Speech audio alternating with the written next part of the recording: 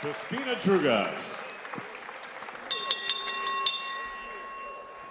Ladies and gentlemen, good evening and welcome to the Paramount here in Huntington, New York for Rockin' Fights 24. It's all being brought to you courtesy of Joe DeGuardia's Star Boxing. Sponsored by Model Sporting Goods, Gotta Go to Moe's, Camelot Limousine, The Inn at Fox Hollow, WBAB 102.3, Long Island's #1 rock station, Cactus, Anti-3, and Power Play. Tonight's bouts are sanctioned by the New York State Athletic Commission, Chairman Tom Hoover, Commissioner John Signorelli, Acting Executive Director Eric Bentley. Your three judges scoring this contest from ringside: James Kinney, Kevin Morgan, and Robert Perez. At the sound of the bell, your third man in the ring will be Pat Sullivan. And now, ladies and gentlemen, 4 rounds of boxing scheduled in the middleweight division. Introducing first, fighting out of the blue corner, he wears the black and white. He weighed in at 155.8 pounds. Professional record, no wins, 2 defeats. From Albuquerque, New Mexico, ladies and gentlemen, please welcome Daniel Achilles Flores. And his opponent across the ring, fighting out of the red corner. He wears black with white trim. He weighed in at already 157.2 pounds. His professional record, 2 fights, 2 victories, one of them coming by way of knockout. From West Hempstead, New York, ladies and gentlemen, Lored, the Lion Stewart.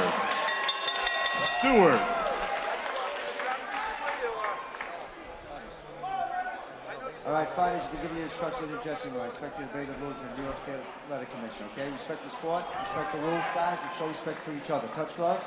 All right. I got you.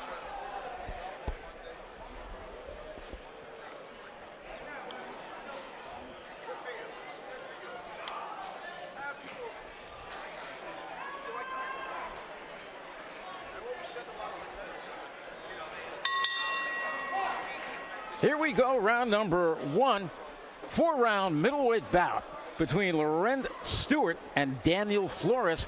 Stewart in the black trunks with the white stripes, and already a short left hook sends Flores down. Referee Pat Sullivan gives him the mandatory 8 count, only seconds into the opening round.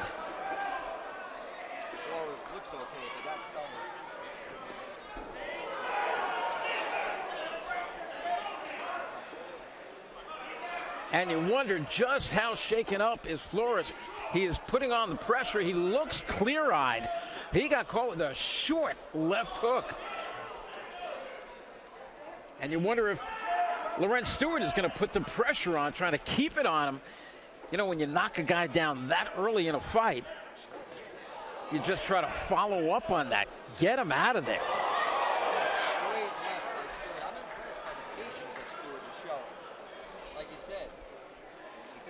Right away, but he's being a little cautious. Okay, we're going to work on that microphone there of yours. This is a 4-round middleweight bout.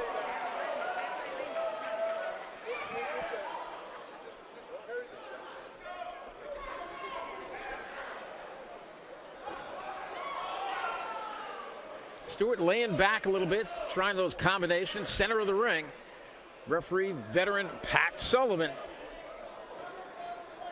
Flores doing a good job of staying in this fight. Stewart opening up with that left hook. He loves that left hook. There's a right hand to the body, and he usually will follow up with the left hook. There's another left hook by Stewart. That's the punch that sent Flores down in the opening seconds of this bout.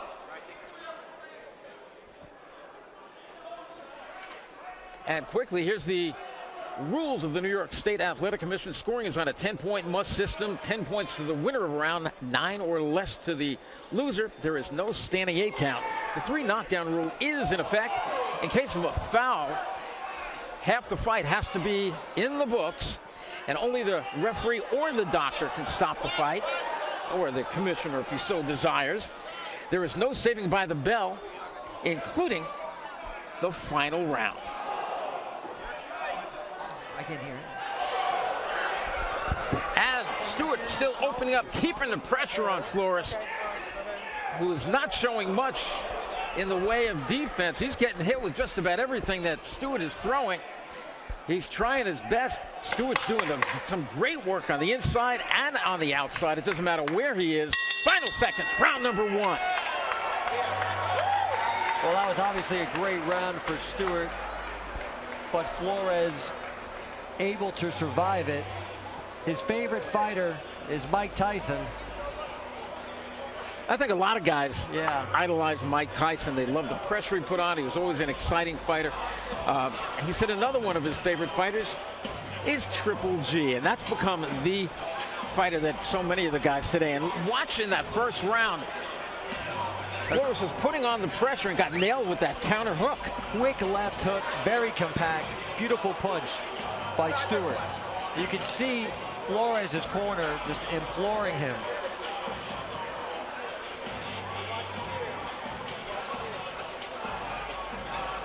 And some more of that action from round number 1. There's an overhit. That's a left hook thrown very high.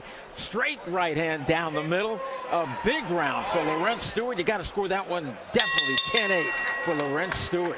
Flores' corner very animated in between rounds.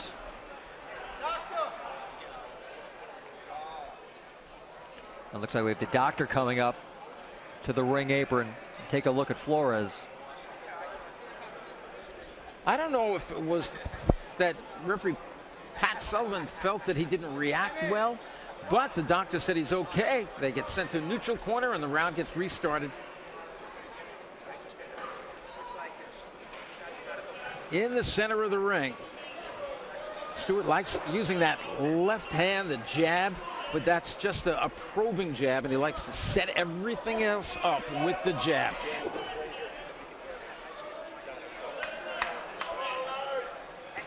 Flores hit with another left, and here comes Stewart, and it's over. Yeah, you can see that one coming, because when a doctor already comes up to take a look at the fighter, they are not going to allow the fighter to take much more punishment. And Jamie, yeah, what a left hand, and there were a few more left hands in there. A very impressive performance by the young man from West Hempstead, Long Island. Lorenz Stewart, impressive to say the least. That left hand, that poise, that power, that speed. Let's take a look at it again, how Lorenz Stewart finished this one off. Oh, there's the left. Big left hand, right hand down the middle, and another left hook, and another one behind that. Good stoppage by referee Pat Sullivan. Stewart drops to his knees. He's on his way, undefeated. And it's great when you have a young fighter like this who scores such an impressive stoppage where you could bring him right back. I mean, in the next week or so, if they could line up a fight. Let's go up to David Diamante to make this one official.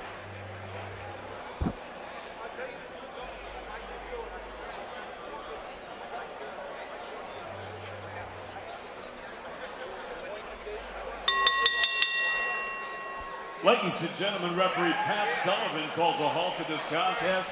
The official time of the stoppage, 31 seconds of round number 2. Your winner by TKO. He's still undefeated from West Hempstead, New York, Lorenz the Lion Stewart. Well, there it is. Second round, TKO. For Lorenz Stewart. Very impressive performance, Jamie. And that ups his record to 3-0 with 2 knockouts. And each time he looks better and better. There's that left hook in the opening seconds of round number 1. A very impressive performance from young Lorenz Stewart from West Hempstead. We're going to be hearing a lot more from him.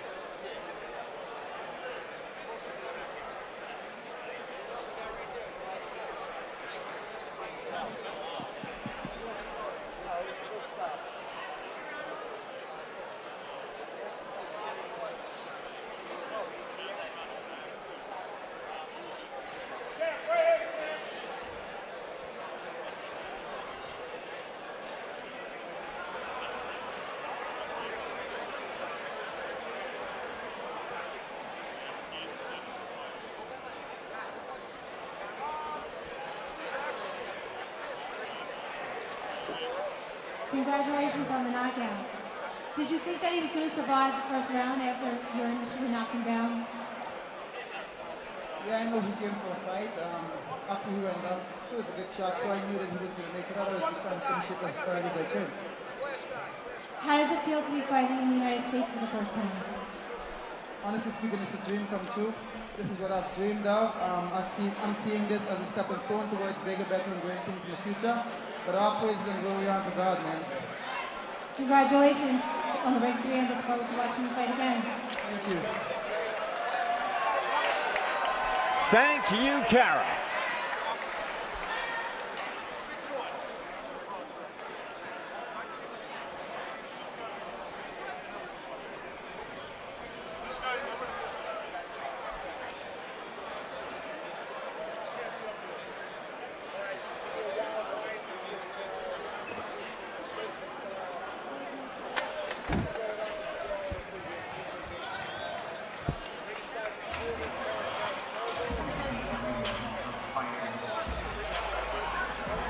Let's throw it up to our interviewer, Kara Castronova, who stands by with a very happy winner.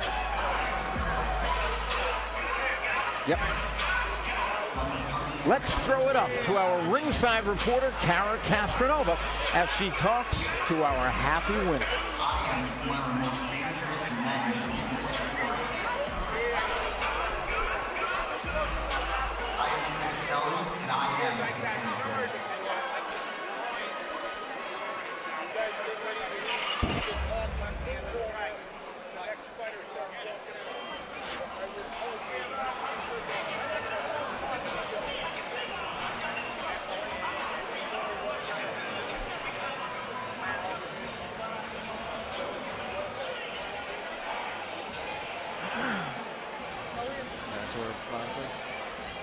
This fight?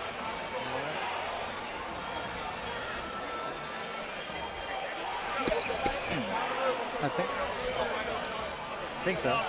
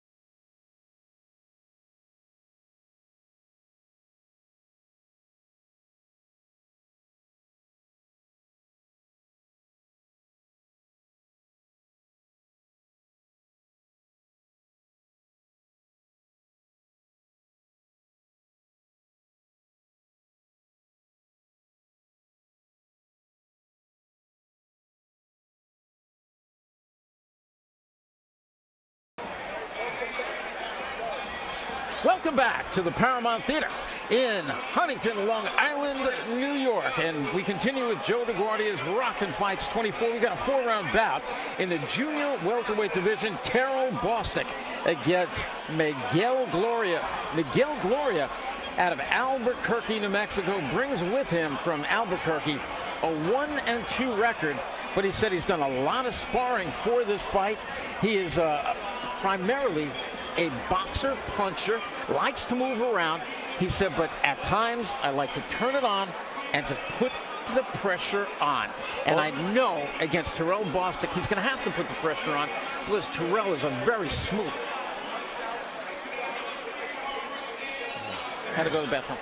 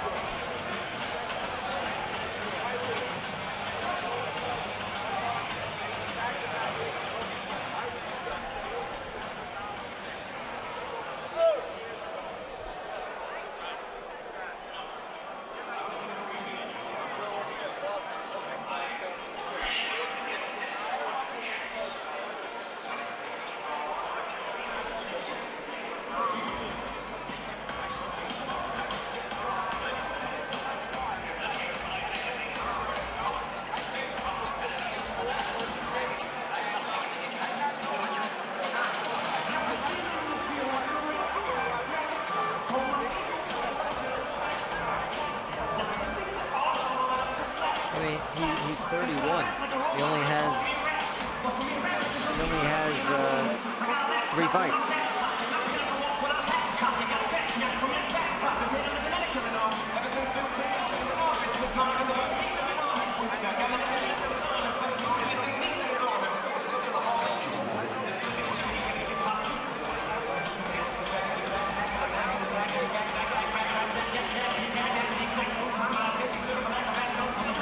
Ladies and gentlemen,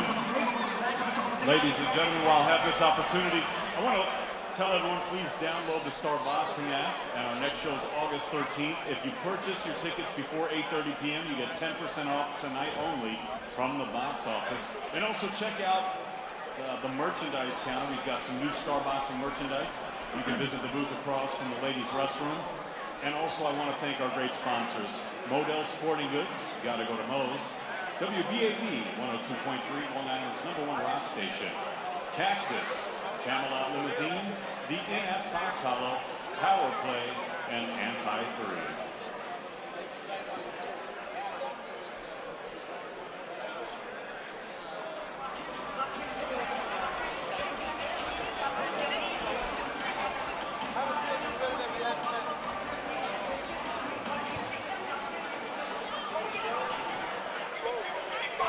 Welcome back to the Paramount in Huntington, Long Island, New York, for another edition of Joe DeGuardia's Star Boxing Rockin' Fights 24.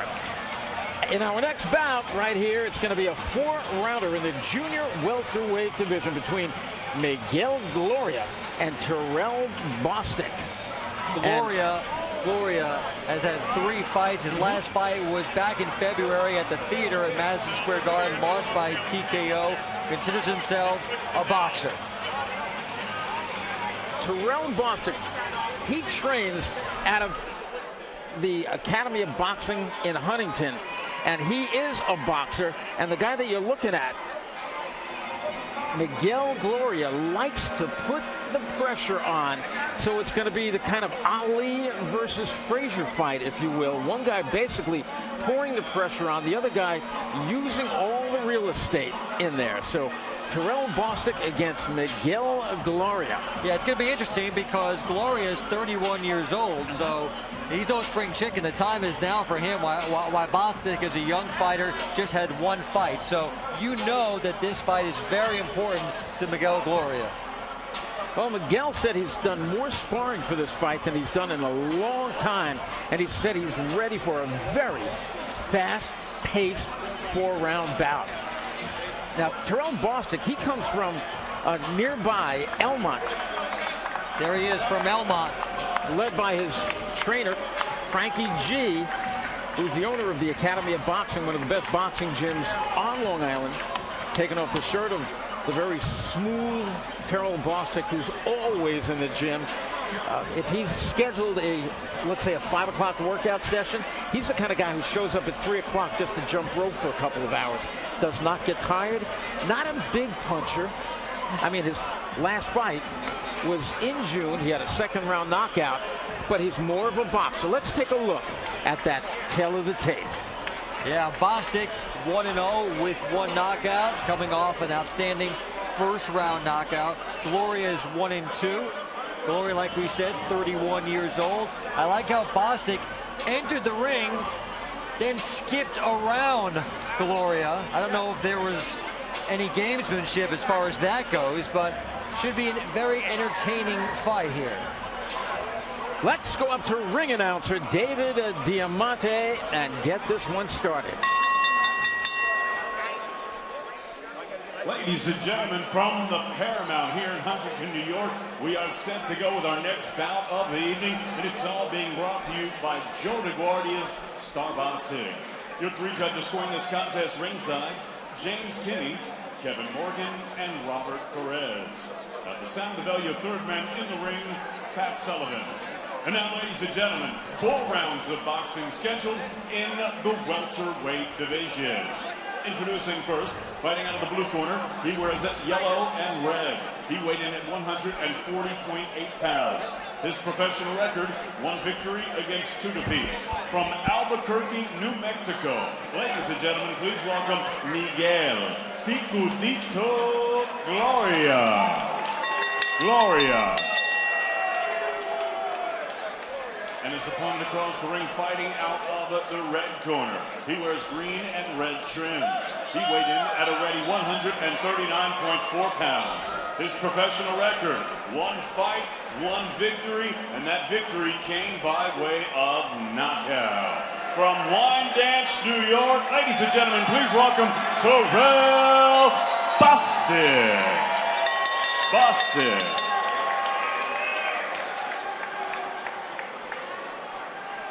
All right, fighters, we give you instruction in the dressing room. Respect you to obey the rules of the New York State Athletic Commission, okay? Respect the sport, respect the rules, and most of all, show respect for each other. Touch gloves, come out, box at the bell.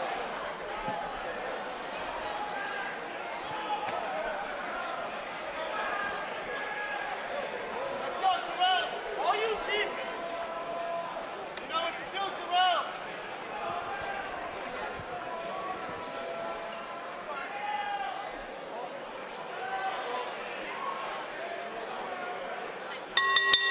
And we're underway, a 4-round bout in the junior welterweight division between Terrell Bostic in those colorful shorts and Miguel Gloria in the yellow. Miguel promises to put on the pressure, and as I told you about Terrell Bostic, he's going to be in the center of the ring trying to control it with his movement and with his jab. Both fighters already letting it fly early on, just 30 seconds into the fight. Here you go! Here it is, Terrell. Good, all day! Well, that's the thing about a guy like Gloria, who when you put the pressure on, a la Joe Frazier, you are going to make the fight and excite the crowd, but you're also going to get hit. So can he take it? Some smooth boxing there. You saw Terrell Bostic get underneath the shot and then get back in the center of the ring. That's where he's at his best, on his toes in the center of the ring. He's got hit a couple times by Gloria, though. It didn't seem to bother him. And you could tell he's definitely faster than Gloria.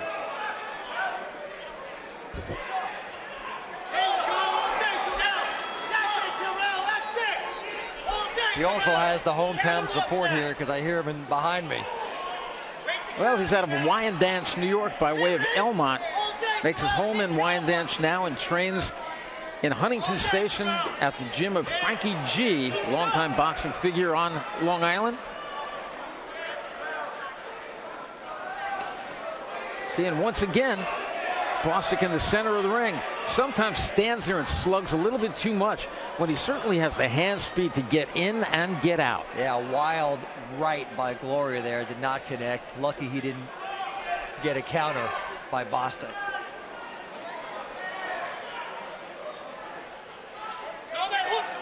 Gloria indeed is the aggressor, but he's not very aggressive. He's walking in, but not moving his hands as he comes in. Usually when he gets in, he eats a couple of jabs like that.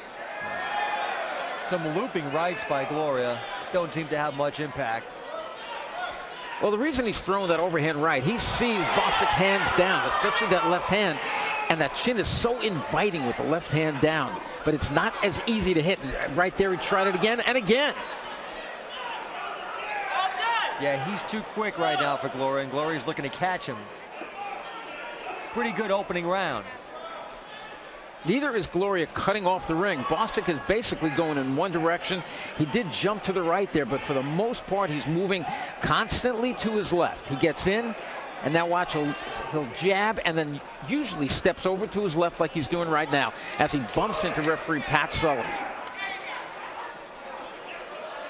And I don't like that when a referee gets in the way of the fighter. Referee should be out of the way. 5 seconds to go in the round. Opening round. And Pat Sullivan gets between them at the end of the round. Good opening round. Well, it was not a feeling out round in round number 1.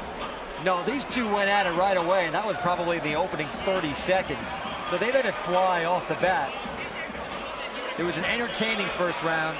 I'd give it to Bostic. Likewise, I'd have a 10-9 to Bostic. And if this one keeps going like it is, the question will be, and I believe that Bostic can dance like this and keep boxing like this for 4 rounds, but he's getting tagged with some shots, and it just takes one shot in the game of boxing. This is the game of the unexpected. I'm watching both corners teaching, imploring, encouraging, because they both think that their fighters can win this. Well, certainly after that first round, it looks like Bostic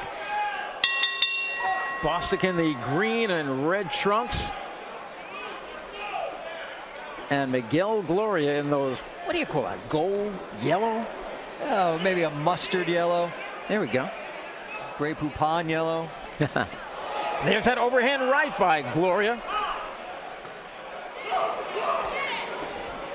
Bostic not thinking as much on defense as I've normally seen him do in the gym and in the dozens of rounds that I've seen him spar at the Academy of Boxing. No, I agree with you. He's left himself open.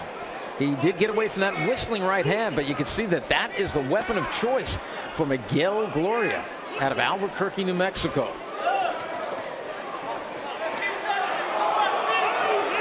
It may be one of those things where Gloria feels the punches from Bostic and doesn't fear the strength. Well, certainly in his last fight, Terrell Bostic fight Masakai Aida here at the Paramount, and in the first round, Aida did not show him any respect either, and then ran into some crisp combinations, and he was stretched out in round number 2. So Bostic does have some power.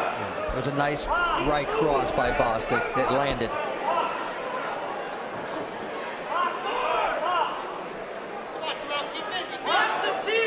That's where Bostic is at his absolute best. When he's on his toes, when he's throwing the jab, getting in and getting out. Playing a game of tag. You got to keep the other guy it more than you're it. Absolutely. He's doing a good job. I tell you what, though, Bostic is dropping those hands dangerously low every time he gets in close, because he's getting tagged with a number of shots there. You saw Bostic land a hard left hand, might have been his hardest punch of the fight so far. Yeah, Bostic's just quicker than Gloria. There's another sloppy right by Gloria.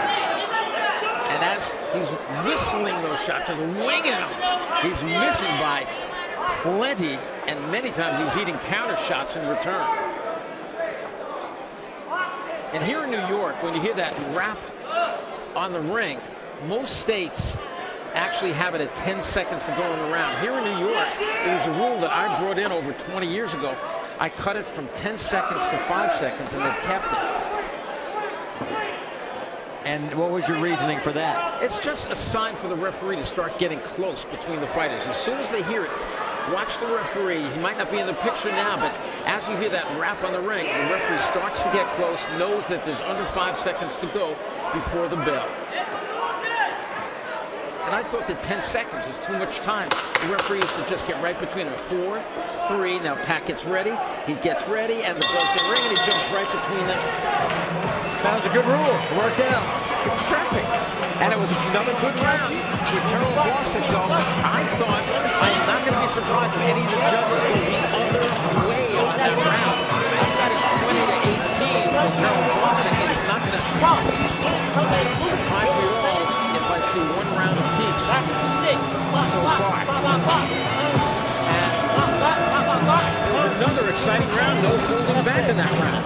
No, it wasn't. I would give the round to Bostic as well. His conditioning seems to be peak.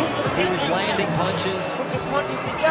It doesn't seem like either fighter has hurt the other one, but Bostic has clearly landed more. This one is scheduled for 4 rounds. We've gone midway so far. I'm looking at Bostic's corner, and again, they're telling them what you told us before. Stick and move. Hit him, get out of the way.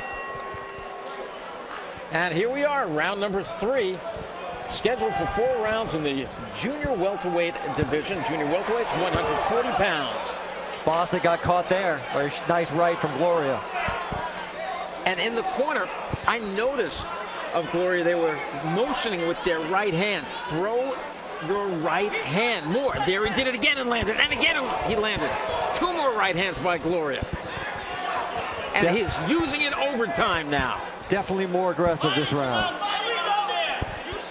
He's not cutting the ring off Gloria. He's just walking in a circle after Bostic. If he would cut the ring off, he would force Bostic to use those legs more and move the other way and tire those legs out.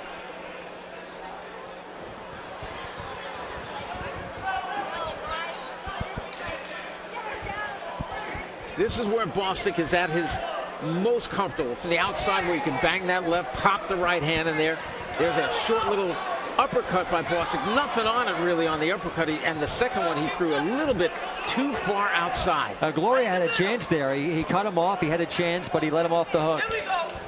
There we go. Boy, that right hand, he is just winging that from the other side of the arena. Looking to land the haymaker. And again, see, just launching it. That time he got enough. It wasn't a hard right. He did land it. And this is where Gloria's at his best, on the inside. This is Gloria's chance here. Bostic needs to get out of there. Let's see what Bostic does. He got out. This Gloria's round right now. Got to agree there. He's forcing the action, not getting hit as much. There he landed another right hand to the side of the head. And another one. That right hand is starting to find a home for Gloria.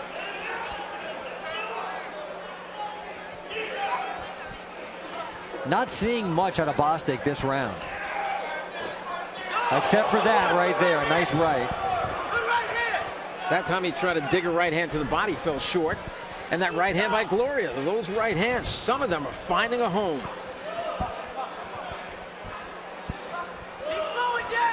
The key weapon for Bostic is that left jab, which he's using there. He's got to keep using it. And if I was his corner, I'd be telling him you're not using it enough. And again, he went to the body with that jab. Pretty fast pace the two have kept up now. I'm wondering if conditioning will play a factor at all. Well, we're heading down to the end of the 3rd round. This one's scheduled for 4 in the 140-pound division. Mouth guard is out from Bostic.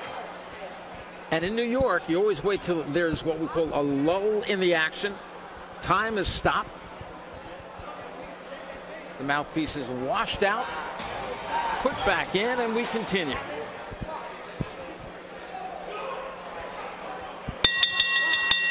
And that was near the end of the round. And you see the mats that are being put in. Those are the safety mats developed by former heavyweight contender Tom.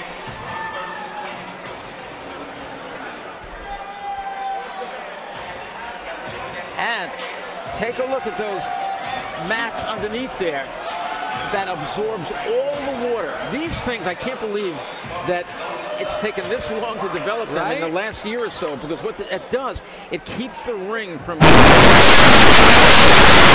It's like a big sponge. You're right. It's amazing it took this long to do that, but that was a great idea. Will absorb all the perspiration. I would give that round to Gloria. Well, if you did, and the other judges did, that's going to really make it come down to this round. Take a look at some of that action in the third round. Ladies and gentlemen, this coming is in. the Gloria was and definitely final round. aggressor in this round.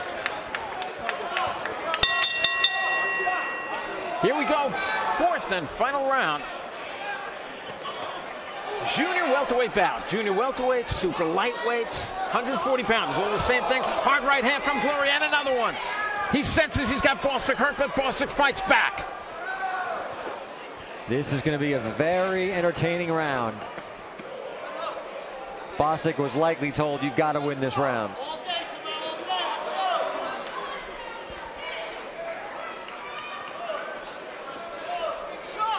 Mistake for Gloria to try to just launch that right hand, just lunge in with that left hand, because he gets hit a lot of times with counter shots. Bostic a little too fast, too long-armed for him. I'm not sure if he knows how to fight another way. That seems to be his MO. That was a nice short hook, except it just found nothing but air. He's got to throw it in closer. And Bostic's movement is confusing Gloria right now. Bostic's got to move. Pat Sullivan breaks him up. Kind of rough on that break.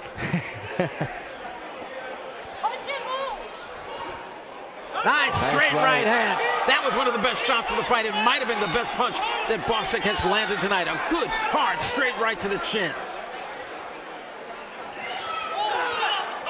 Gloria's a tough guy. He keeps coming forward, you can tell. Good work. Keep working at you now. You got that all day. Dangerous by Bostic right there. Basically led with his head. Another hard right hand by Gloria. And Bostic answers with several jabs. A couple of them got in, a couple missed. Gets away from some shots. Couple lefts connect by Gloria. And then a three-punch combination, a two-punch combination. Bostic is fighting back, but Gloria making the fight now, pressuring him, trying to keep him on the ropes. This is where Gloria wants it. What action here. These guys leaving it all out. I think if Gloria wins this round, it could be a draw. How are the judges going to see it? It's very tight. Can Bostic finish strong? Can Gloria finish strong? I'd say if Bostic wins this round, it's definitely his fight. If Gloria wins it, we could have a draw. Agreed. Nice right by Gloria. Another nice right. I think Bostic doing just enough. Those flurries are what's winning him the round, I think. He slides away from a shot. 4 seconds remain. Nice fight. Good fight. Returns to his corner. Jubilant, feeling as if he's won the fight. Bostic returns a little bit tired to his corner. I thought he may have won the round. So on my card, he won it 3 rounds to 1. And I don't know how you had it, Jamie, but this one, I'm not going to be surprised if we have a majority decision here. It's very close. I think I'd give it to Bostic. I think he started strong. I don't think he ended that strong. But I think he did enough to win the fight. Although looking at Gloria's corner, he clearly thinks he won it. No question about it. He had a smile on his face. He was jubilant as he went back to his corner. And I look at my scorecard. I got a 39-37 for Terrell Bostic to win his second professional fight. But it certainly was a crowd pleaser. They loved it. And I wouldn't mind seeing a rematch in a 6th round. Yeah, I'm with you on that. Great action all the rounds. Interesting contrast of styles. Both fighters have heart. You can tell overall a very good fight. A lot of tattoos all over the young man. He actually, one of those tattoos is a recent tattoo. I'm not sure which one it was, but he just got one a few weeks ago. Now, I wonder, how did he train when he got that tattoo? Yeah, that's a good question. That's a good question. Nice show of sportsmanship after the fight. Both fighters going to the opposing corners. Love it. You know how much hard work it takes to get to this point, and all the weeks and hours they put in just to get to this moment. Fighters totally respect one another, and they walk to the center of the ring, waiting to hear the decision. The scorecards have been marked, and David Diamante has the cards, and he's going to tell us who won this bout. Ladies and gentlemen, after 4 rounds of action here at the Paramount, we go to the judges' scorecards. James Kinney, 40-36. Kevin Morgan and Robert Perez both scored this bout 39-37. All 3 for your winner by unanimous decision. From Wyandanch, New York, Terrell Boston. Well, it's exactly as we had it. 39-37. A heartbreak for Mr. Flores. Gloria rather, Miguel Gloria. He now drops to 1-3. And Kara Castronova is standing by with Terrell Bostic, who won his second fight. Kara, take it away. Congratulations on a hard-fought victory. Please talk to me, Paul.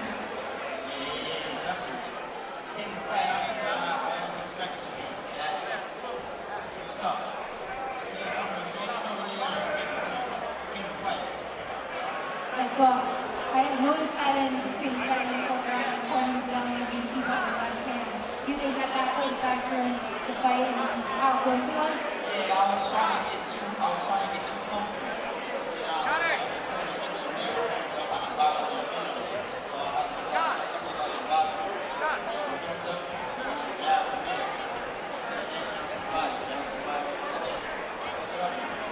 How do you rate your performance tonight? Well, win's a win, and this is your second win here at the Paramount, and congratulations. We'll see you next time. Congratulations. Thank you, Kara. There's another victory for Terrell Bostic. Impressive, wasn't he? Impressive performance by Terrell Bostic. Clearly, he's got a lot to work on, but he's got some skills. He had some heart, very good conditioning. I think he'll take a lot from this fight. One of those fights that you win, but you know you got to go to the gym and you got to work on basically everything. But a good start to this young man's career. No question about it. Well, Miguel Gloria with a heartbreaking loss, 1-3. Terrell Bostic now ups his record to 2-0 with 1 KO.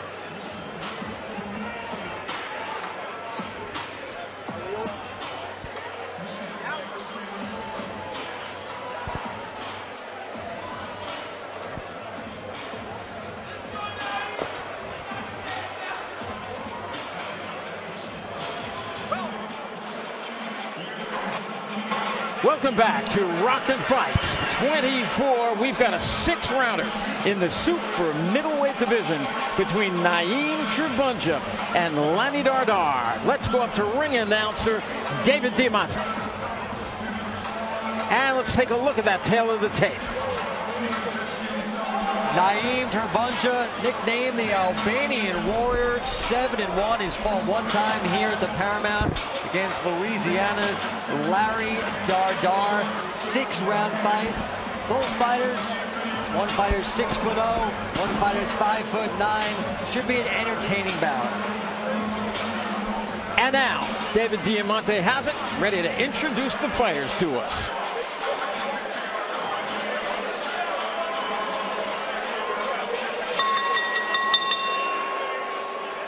Ladies and gentlemen, from the Paramount here in Huntington, New York, we are set to go with our next bout of the evening. It's all being brought to you by Joe the Glorious and Star Watson. Your three judges scoring this contest from ringside: James Kinney, Kevin Morgan, and Tony Paolillo. At the sound of your third man in the ring will be Tony Chirentano. And now, ladies and gentlemen, 6 rounds of boxing scheduled in the light heavyweight division. Introducing first, fighting out the blue corner, he wears the gold and black. He weighed in at 167.8 pounds. His professional record, 3 victories against 5 defeats. He has 2 draws and 1 win coming by way of knockout. From Houma, Louisiana, ladies and gentlemen, please welcome Lanny Dardar. And his opponent across the ring, fighting out of the red corner. He wears silver and black. He weighed in at a ready and even 170 pounds. His professional record, 7 victories against 1 defeat. Originally from Pristina, Albania, and now living and fighting out of East Mauritius, New York. Ladies and gentlemen, please welcome Naeem, the Albanian Warrior, Turbunja.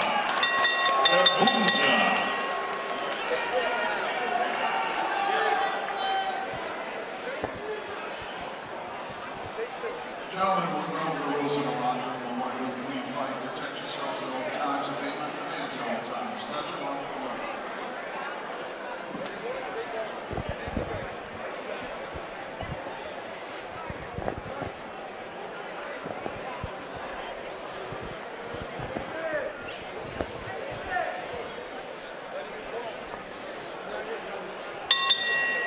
And here we go, 6 rounds in the super middleweight division. Naeem Turbunja against Lanny Dardar. They've got just about opposite trunks on. The Albanian Warrior with the silver, the white with the black on the side. And Dardar with the basically all black and the gold trim.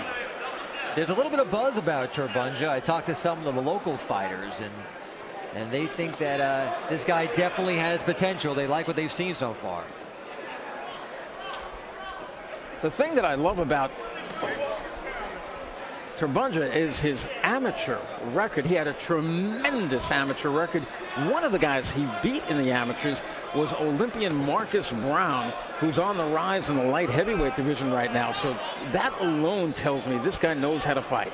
Both guys right-handers, keeping their distance from each other, measuring each other.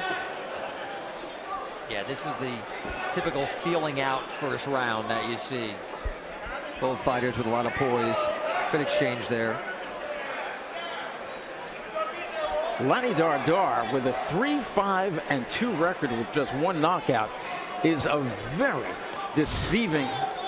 That's a deceiving record, because there are good fighters with bad records and bad fighters with good records. This happens to be a decent fighter with a less than mediocre record. Many times he takes fights on last second notice. Many times he goes into the backyard of fighters to fight, and he gets messed up with split decisions and majority decisions against the local hero. Yes, and Turbunja is a good fighter with a good record. Yeah. And he told you you must call him by his nickname, right? The Albanian Warrior. He is from Albania.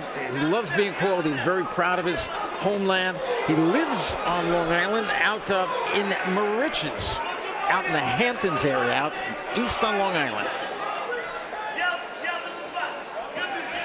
They are taking a nice long look at each other.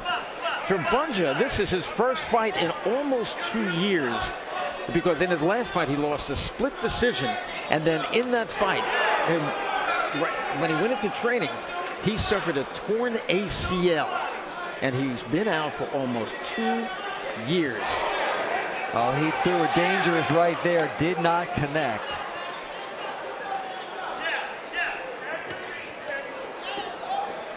Not much movement on the part of Turbunja. He's a straight up kind of fighter, likes to just drop down, throw those body shots with power. But what's incredible, he does not have a knockout on his record. He's 7-1 with no knockout. End of round number 1. Well, it was a true feeling out round, Jamie. I mean, they took a look at each other, never really got close to one another, and they tested each other over and over again from long range. Yeah, not much going on in that first round. Looked like Turbunja set the action as we look at some of the action from the first round. Turbunja, nice right there. Back to weigh-in time. A lot of distance between the fighters in the first round. I would give that round to Turbunja. Like you said, showing some rust. He hasn't been in the ring in a while. And you wonder if in a 6-round bout, if he's going to try to pace himself, will he tire if A, he tries to step on the gas, or B, if he's pushed by Dardar, who promised at the weigh-in, he said, I know this guy's been out of the ring for 2 years. I intend to push him. In the first round, he did not push him. No, he did not, but I would think that's a good way to go about it. And here we are, round number 2. This one is in the super middleweight division. Each guy weighed 170 pounds. Technically, anything over 168 is light heavyweight. But when you're just a couple pounds over 168, you can still call it super middleweight. That's what these guys are. They are not light heavyweights. And the light heavyweight division begins at 175. So let's call these guys super middleweights. Here's a left hook with a lot of steam on it, but not too much accuracy. No. He's short a few inches there. Dardar trying to be the aggressor here in round 2. Haven't really seen him able to get off yet.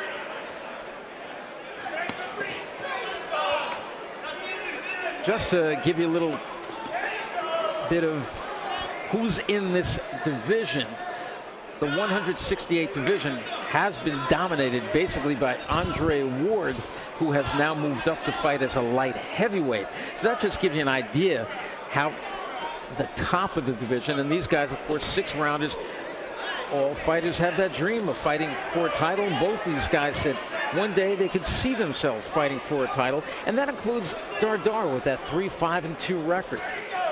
You never know in the sport of boxing. Got to keep going at it. You get a chance and you make the most of it. Not tons of action here again in round 2. But I like the fact that Dardar is pushing the action, what action there is, and backing Turbunja up. Yeah, it seems like Turbunja is playing a mental game right now, trying to figure out his openings so he can strike. And like you said, it's a 6-round fight, so they're pacing themselves a little bit. Dardar started boxing at the age of 10. He said, I did it on and off. Sometimes I'd be real serious about it for 3 months, and then I'd leave it and play other sports, and then I'd come back to it a couple months later. Well, nice combination by Turbunja there. As you know, boxing's a full-time sport. You're either in it or you're out. And both guys right now say they are in it. A lot of movement being shown by Dardar, pecking away with that left jab. Then he walks into a right hand, walks into another one. Oh, Dardar comes back though, to nice left, and momentarily stunned Turbunja.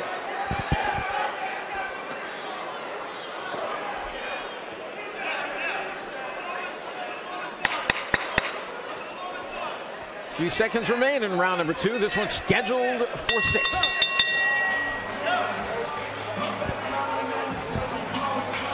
Well, the first round was a lot of feeling out, Jamie, and then the second round started to pick up. So I'm guessing that in the third round, if it continues like that, we're going to have a wilder third round. Let's take a look at some of the action from that second round. It was good action at times. Turbunja definitely connecting with the right there, but Dardar took it well. Dardar came back later. I still think it's a feeling out process for Turbunja. He hasn't been in the ring in a couple of years. Nice right cross right there. Turbunja is leading this fight, but a good combination, good counter by Dardar there. So Dardar's gotten in his shots. This is still anybody's fight. Nobody has taken it yet. It's only 2 rounds in. Look into Dardar's corner. He was told, go down to the body more. Let's see if he listens. Round number 3. The referee is Tony Sharantano, one of the veterans in New York and one of the real good ones.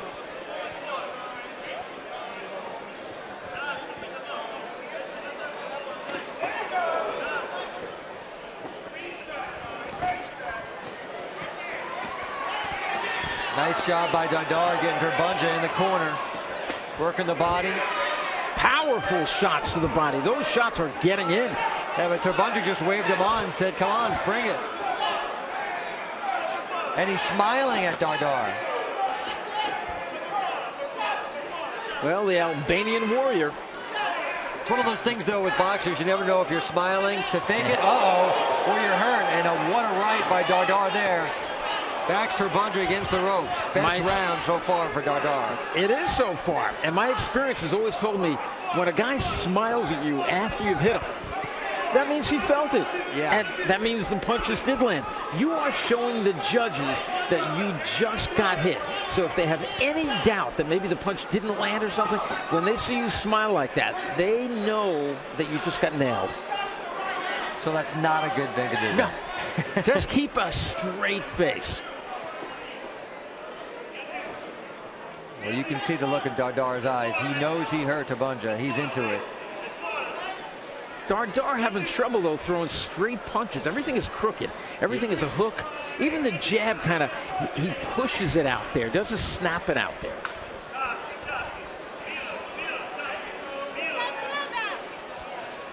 See, there's another hook. And those jabs are pushed. They're not snapped. And now the other way, the Albanian warrior pushed the jab. Nothing is fast. No, I agree. I don't and that was a lunging right hand. You saw that. Yeah, you don't see much in Turbunja right now.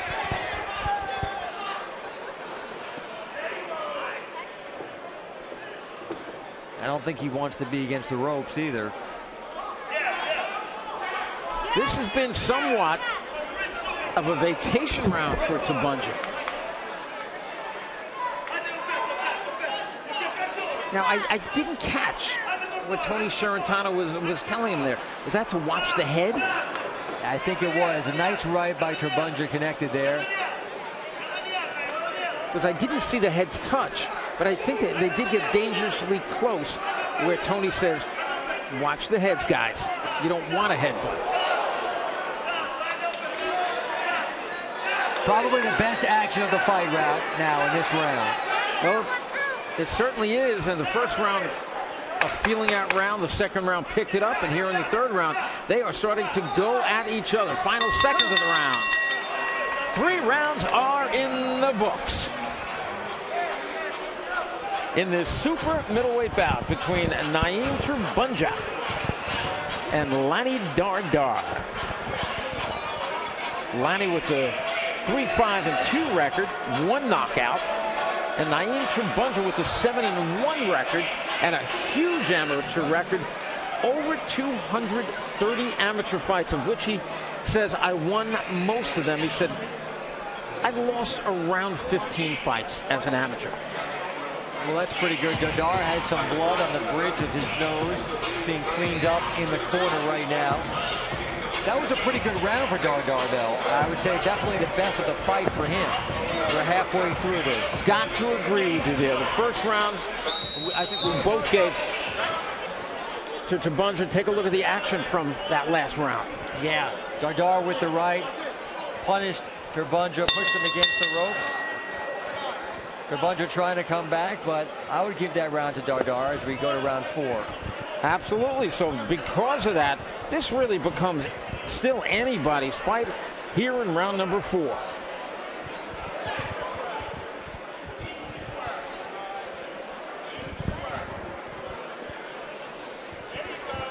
Naeem Turbunja. You want Turbunja to start snapping that jab that we talked about. Now, Turbunja, you just saw him throw a right uppercut from way outside. That is one of the most dangerous things a fighter can do because you leave the right side of your face wide open. Yeah, he basically hit Dardar in the back.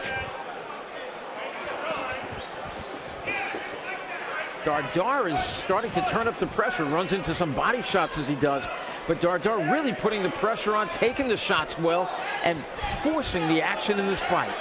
Now, you can tell Dardar believes that he can win this one. I think that's his best bet, is to stay aggressive.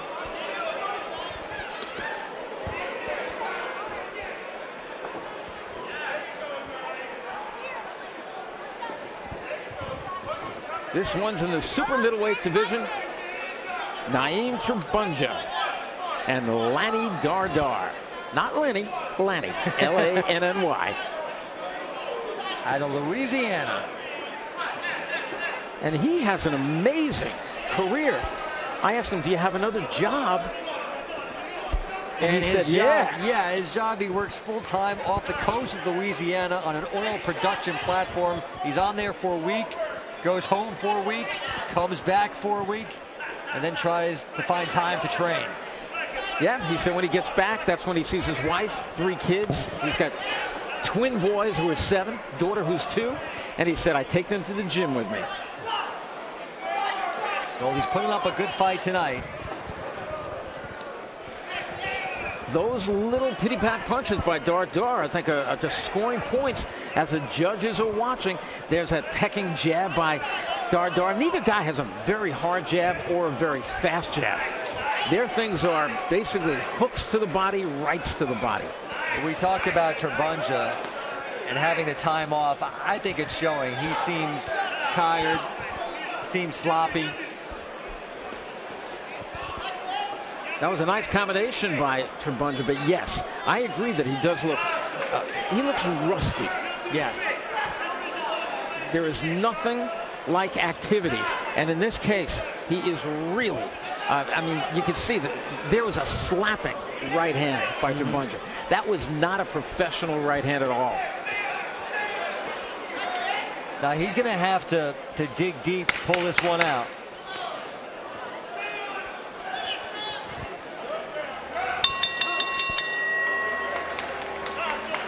I think Turbunja is winning the fight, but I don't think he looks particularly impressive doing so. I've actually got a 2 rounds apiece. All right. So on my scorecard, this comes down to the 5th and 6th rounds. And again, those safety mats are underneath each guy, and a lot of water is being used on each fighter. And because of those safety mats, there is going to be no flood. Those are the safety mats, that semicircular pan under there. And that is just, I think, one of the greatest tools in boxing. It just keeps the ring from being flooded in the corner. And that happens so often in other areas where you don't use the safety mats. And guys are slipping. As soon as they get near the corner, they slip on the wet spots. Yeah, no, that's definitely a great idea.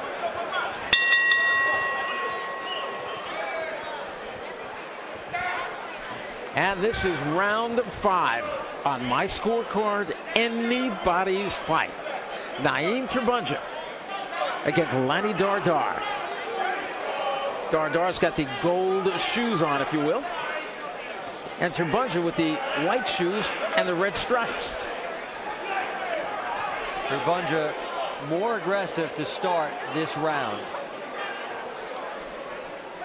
And if he wants to keep that nickname Albanian Warrior, he needs to continue to be aggressive.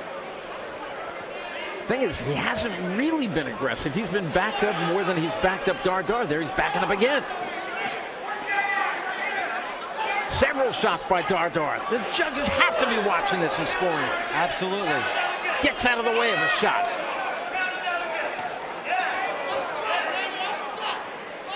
It's a close fight. And again, you wonder, because of that 2-year layoff, I don't care how much training you've had, nothing like a fight. And when you get down in a rough fight, down to the final couple of rounds, are you going to have the juice, the gas in the tank to stand up to it? Will Turbunja have that gas left? That's the million-dollar question. You get into this fight, nerves start going, you hear the crowd, heart starts pumping. How much gas do you have left? And Turbunja just complained about a shot to the back of the head. Referee Tony Sorrentino warned Dardar about that. And I don't think it was intentional at all. I think he was just throwing a headshot that Turbunja happened to turn into. And I don't like what Turbunja's doing with his left arm. Watch what he does. He's holding it like protecting his midsection. He is so open for a quick right. I don't know if he's trying to pull a Floyd Mayweather with his defense or not, but he is no Floyd Mayweather in speed at all. He's a strong guy, no question about it. There's that slapping right hand to the body. It sounded better than it really was. In comes the Warrior now. He got hit with a hard left hand, and he backed up on that one. I think he definitely felt that. Dardar definitely has some power.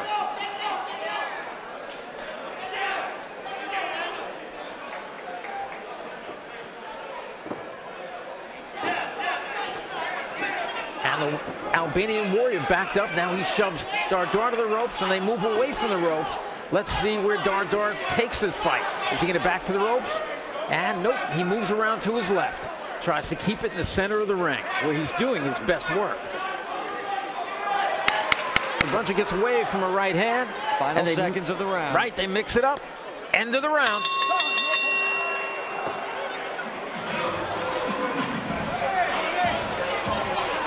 I just kept my eyes right on the man you see there, Turbunja. Look how pained he looks as he came back for the 6th and final round. The referee came over and told him.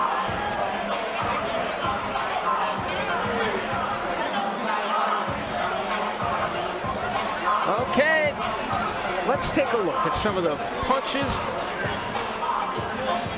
Right here, this is from the last round.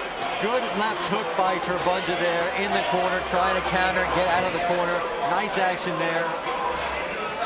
And Turbunja again. Good defense there. And nice left. They both ate some punches. They both landed some punches. Very close round. This is the final round. See how much gas Turbunja has in the tank. And I truly believe that whoever won that round, if they win this round, they close it on a victory. Let's see what happens. And I gave that last round to Naeem Turbunja. I thought he was a little bit busier. And Dardar, if he wants to pull out a draw on my card anyway, he's got to get busy. Like that. Turbunja should not be backing up this round.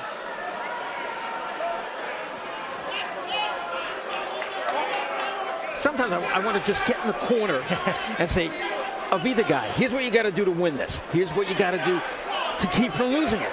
Well, you know, when they're in the corner men, they're doing their best. They're telling the fighters what to do, and the fighters are saying, yes, I got it. But then you get punched, and everything's sort of out the window. Yeah, Mike Tyson always said, everybody's got a game plan until they get hit. Randy G, the commish, along with Jamie Stewart ringside here at the Paramount.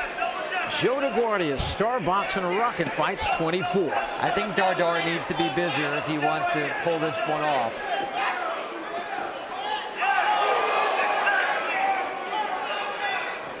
Many of those shots by Turbunja, they do have power, but they don't have all the speed on it, and he pushes a lot of those shots. And again, he's doing that crazy thing with his left arm. Launches that left hand. Launches the right. Yeah, he's desperately trying to connect on one of those. Oh. Power on it, but that right hand of Dardar picked the shot off. Yep. Not that one. Not that one. But back he comes. Good action here in the final round. Good round so far for Turbanja. I think he stepped up. Yeah, I think Turbanja stepped up when needed. That's all that amateur experience coming out right now, because certainly the 2-year layoff did not help him. We saw some early rust, and we saw him getting tired, but it looks like Dardar might be a little bit more tired, fighting with his mouth open and not throwing as many shots. Yeah, Dardar has tailed off in the last 2 rounds, which of course is not what you want to do. If Dardar wants to win this fight, he's got to get in, he's got to throw punches, he's got to land punches like that right hand. It is gonna be close, I think. Final seconds of the fight. 5 seconds left. And this one is gonna be in the books. Good fight. So we mark our score.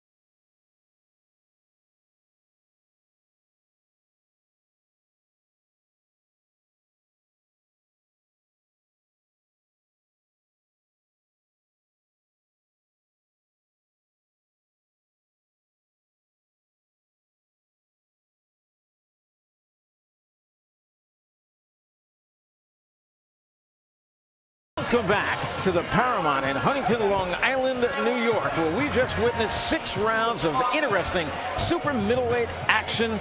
We go to the scorecards. Who is going to win it? Let's go up to David Diamante. Ladies and gentlemen, after 6 rounds of action here at the Paramount, we go to the judges' scorecards, and they read as follows. James Kinney, 60-54.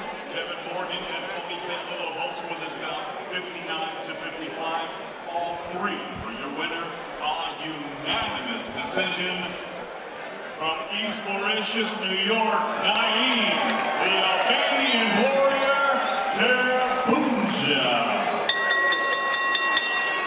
Well, there we have it. The judge is a little bit more generous than I was. I had a 58-56 for Turbanja. One judge had it 60-54, the other 2 59-55. But still, the winner was that man right there, Naeem. Turbanja ups his record to a curious kind of 8-1 without a knockout on the record. Here's Kara.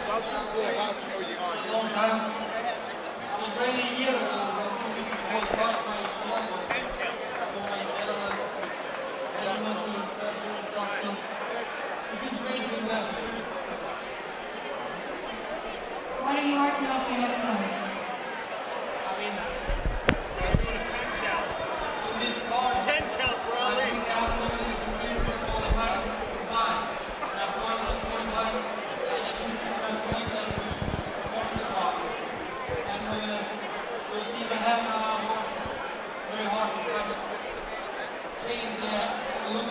boxing with the professional boxing. And I think we can see a lot of improvement from the last fight to this fight, doing all below for 2 years. Definitely a big improvement, and I'm sure you can improve as the fights go on. Looking forward to seeing you fight again here. Thank you. Thank you so much. Thank you all for the support. Back to you guys. Thank you very much, Kara. Talking to the happy winner tonight, Naeem Turbunja, who with that decision, unanimous decision, upped his record to 8-1. Yeah, it was a good fight. I thought Dardar won the middle rounds, but the Albanian warrior able to gut it out in his return to the ring after injuring his knee. So a good win for Turbunja, who's now 8-1. And that's what it was, 8-1 now for Turbunja. We'll see more of him for sure.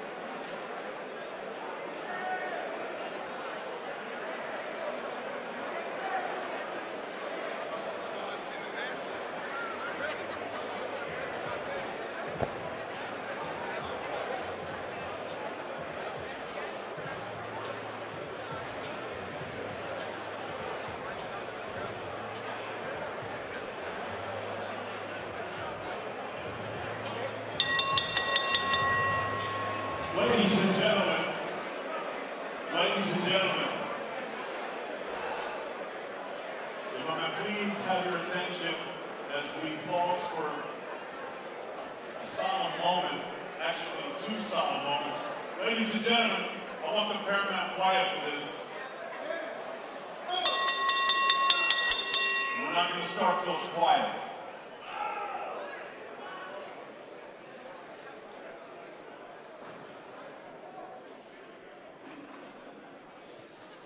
Ladies and gentlemen, this past Sunday in Orlando, the world witnessed a tragic event. And I think it's very important for us to all remember, no matter what race, color, creed, sexual orientation we are, that we need to come together to stop the violence. So if we could please remain silent as we remember those and the families of the people who lost their lives in Orlando.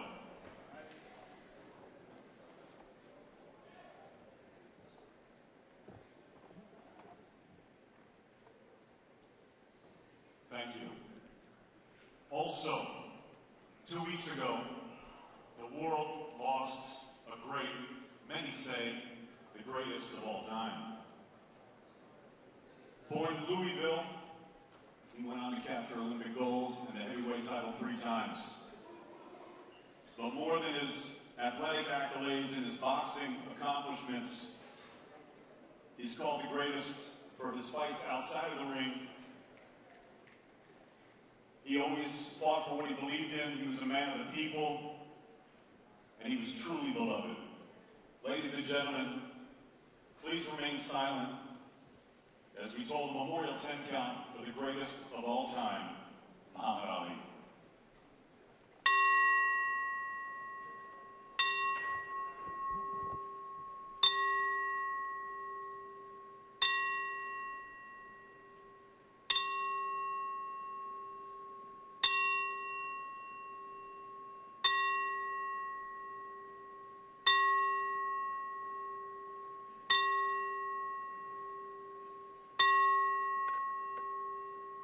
Rest in peace, champ.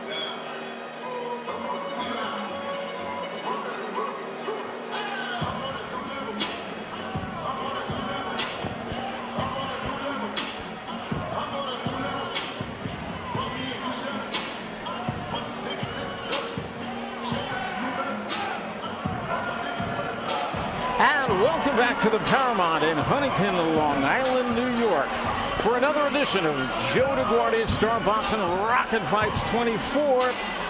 This one is going to be, I think you're going to love seeing this kid in the welterweight division, 4 rounds. Tyrone James, he could well be another Tommy Hearns as he takes on Kashif Muhammad. Kashif Muhammad, the man we're looking at right now, is 0-2. Tyrone James 2-0 with 1 knockout. And Tyrone James, a real local hero, big amateur record, but progressing very, very rapidly. He's loaded with talent, punching power, speed, foot speed, hand speed, and charisma. The kid has it all, and he's going to be facing the man you're looking at, Kashif Muhammad. I can hardly wait till Tyrone comes out of the dressing room. He's very, very popular. You'll probably hear an explosion of fans. He brings usually a lot of fans with him. He's from Elmont, New York. The man you're looking at is from New York City, New York. And here comes a very popular, very charismatic Tyrone James.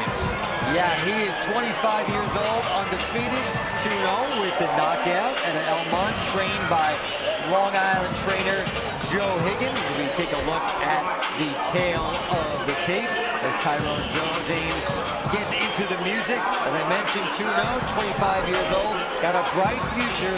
Kashif Muhammad, well, he'll have his hands full tonight.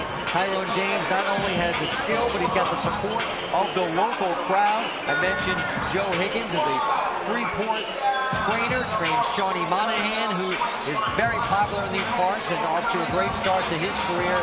Tyrone James, an up-and-coming fighter from Long Island. And let's get it started in the welterweight division by going up to ring announcer David Diamante. Ladies and gentlemen, from the Paramount here in Huntington, New York, we are set to go with our next bout of the evening, and it's all being brought to you by Joe Warriors Star Boxing. Your three judges scoring this contest from ringside: James Kinney, Tony Bello, and Robert Perez. And the second and other third man in the ring will be Arthur Mercanti. And now, ladies and gentlemen, 4 rounds of boxing scheduled in the junior middleweight division. Introducing first, fighting out of the blue corner, he wears the white trunks. He weighed in at 147.6 pounds. His professional record, no wins against 2 defeats, from New York, New York. Ladies and gentlemen, please welcome Kashif Muhammad. And his opponent across the ring, fighting out of the red corner. He wears the black animal print and green. He weighed in at already 147.8 pounds. His professional record, 2 fights, 2 victories, 1 of them coming by way of knockout. From Elmont, New York, ladies and gentlemen, please welcome the jackpot, Tyrone Pretty Boy James.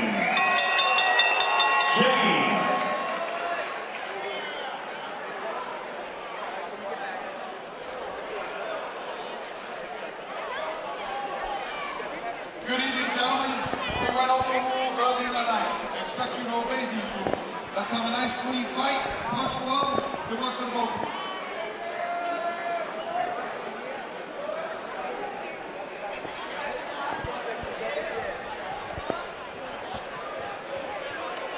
And here we go. Waiting for the bell, round number 1, 4-round welterweight bout. Tyrone James, the tall stand-up man in the colorful, somewhat yellow shorts, whatever they are. I think they're pretty nice. I'm thinking lime. He's got Pretty Boy on the shorts, but his nickname is Jackpot. I like that nickname. Jackpot. Very He's quick. anxious to see him, yes. He reminds me of a young Tommy Hearns, who fought as basically a featherweight, junior lightweight, and lightweight through the amateurs. Lost a decision to Long Island's own late great Howard Davis Jr. And you're going to see some punching power. You're going to see speed, ring control. He does it all. Kashif Muhammad is a southpaw. And one thing you always have to watch when you have a southpaw against a right-hander, their lead feet are always touching and stepping on one another. Yes. A little trick to the trade. James looks very poised, in control. And Joe Higgins, his Long Island trainer, I hear him screaming in his corner already. I think Joe Higgins hasn't won it yet. Down the road is going to win Trainer of the Year. That's how good he is. And he works with these kids. They all become, they're not just a fighter to him. They're all his sons. He's a former New York City fireman, and he just loves people. When he walks in the gym, Joe himself, and I think a lot of his fighters have picked up that charisma from him. The referee warning James for a shot in the back. Well, that's because I think Kashif Muhammad turned into that shot. Yeah. You're going to see a lot of punches from James to the body. He's got a wicked left hook to the side. You're going to see he's one of the best young body punchers out there. And if you notice, the referee, Arthur McCanty Jr., who is the son of the late great Hall of Fame referee Arthur McCanty, is wearing a black armband. He got it in Orlando, Florida, both for the victims of the tragedy last week and also in boxing when somebody passes of note. We wear armbands, and that armband is also for the greatest of all time, Muhammad Ali. Good action by James, who's pressing the action in this opening round. James many times will drop that left hand down, but he does it on purpose. And now you see him switch. He just switched. Oh. Look at that. He switched and dropped Kashif Muhammad. And he gave a wink to the crowd. I'm telling you, this kid is loaded with skill, and he is loaded with charisma. Muhammad may be done. It's over. What a performance by Tyrone James. One and done. One round. As Joe Higgins jumps to the ring, gives him a hug. Jump aboard the Tyrone James Express. Really? 3-0. He hardly broke a sweat. When you say hardly broke, I don't think he broke a sweat at all. He looked very comfortable in there. And if he did break a sweat, it was only because Joe Higgins was warming him up in the dressing room with the pads. And he wins it on a body shot. You talked about how he works the body.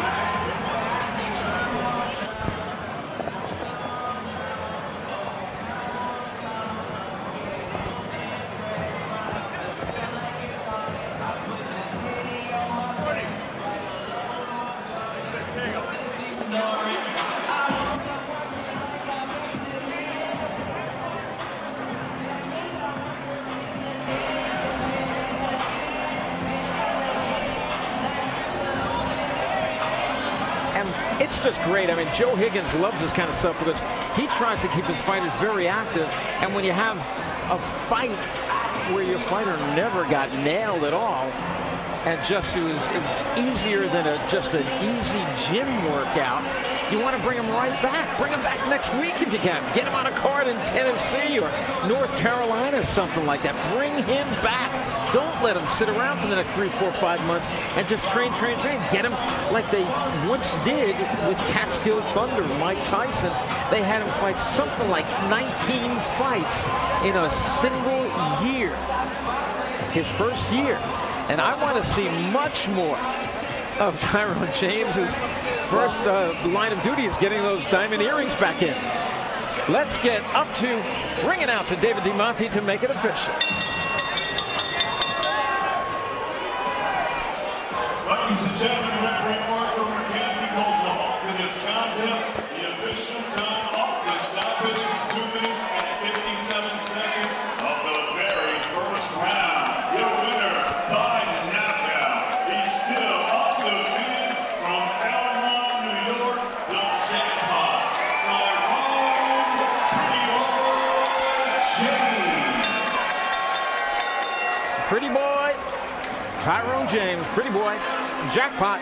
Yeah. I like jackpot. I like jackpot. I think Joe Higgins thinks he's got jackpot here as we watch how Tyrone James ended this fight. Whips him a body shot. Oh, look at that.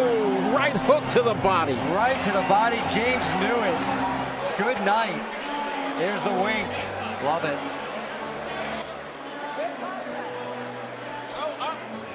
Up on the ring ropes, celebrating another victory, undefeated Tyrone James. Congratulations. How did you do it so fast? Not really. First of all, thank God we're all glad this be possible. Thanks to our boxing for signing me and back to the question. I didn't think so. And only on the second round, third round, took the guy, but he didn't get out the first. How does it feel to be fighting in front of so many of your fans tonight? We saw it on the top, man. So it feels good. I'm a great guy, and I'm going to support. Jay Will, I'll see you. Congratulations. Exciting fight and look forward to your next.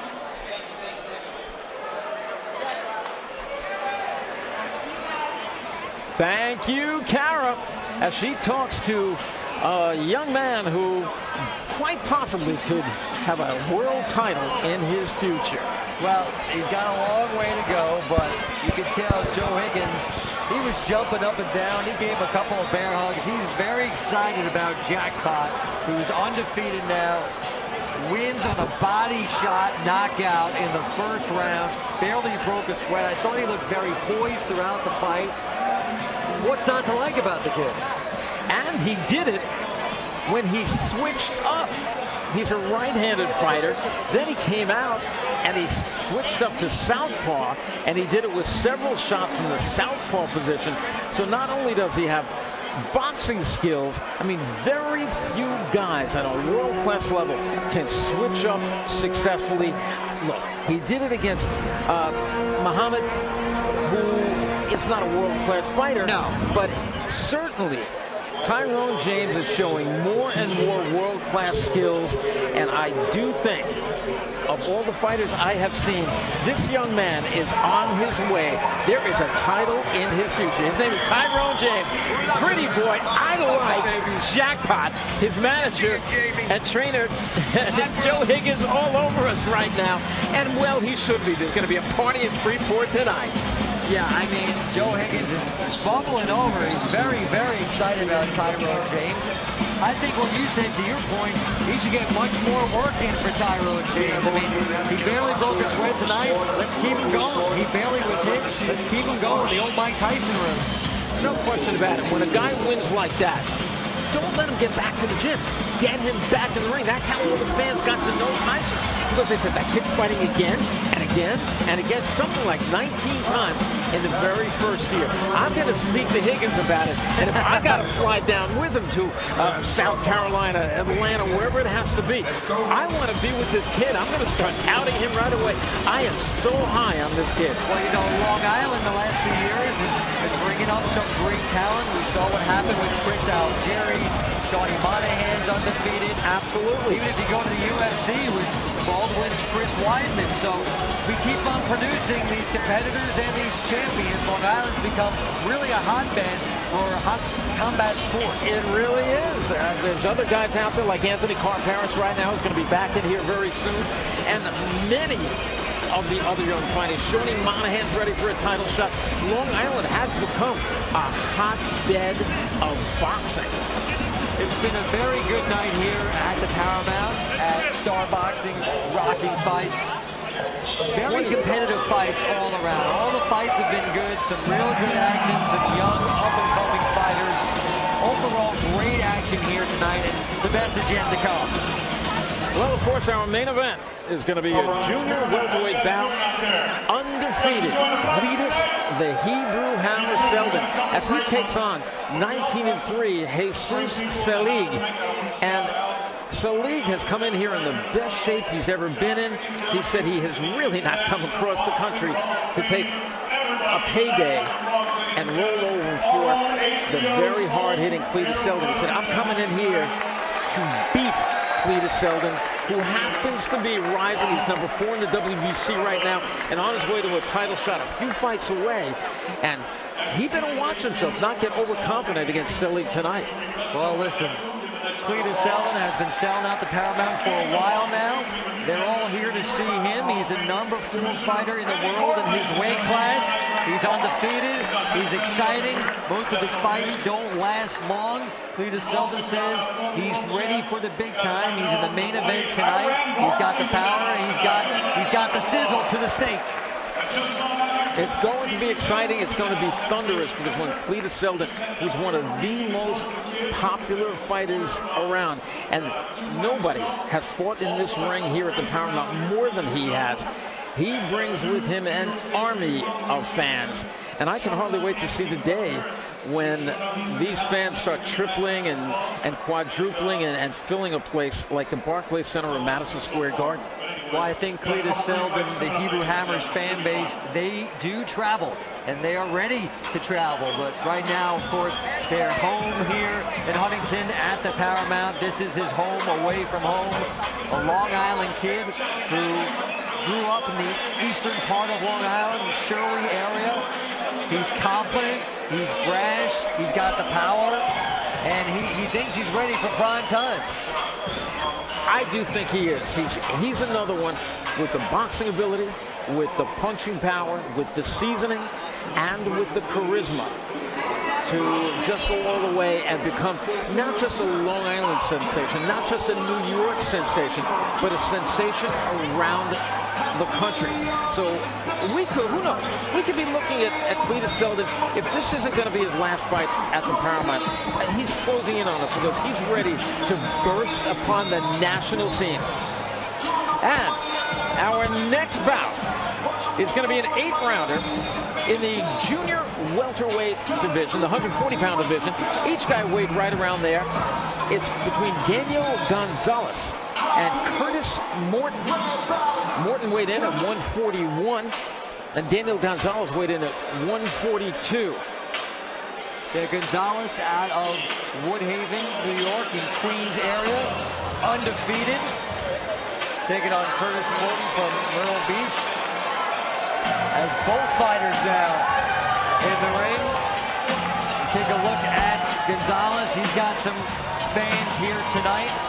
People are excited about him. Off to a very good start, undefeated. He's a guy that he's hyped. He wants to prove himself.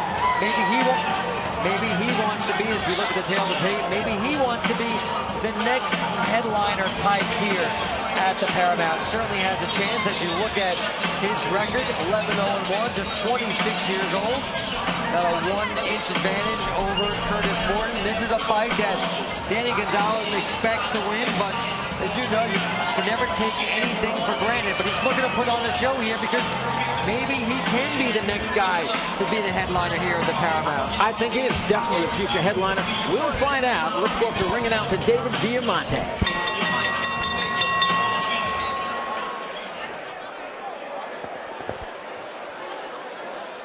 Ladies and gentlemen, from the Paramount here in Huntington, New York, we are set to go with our next bout of the evening.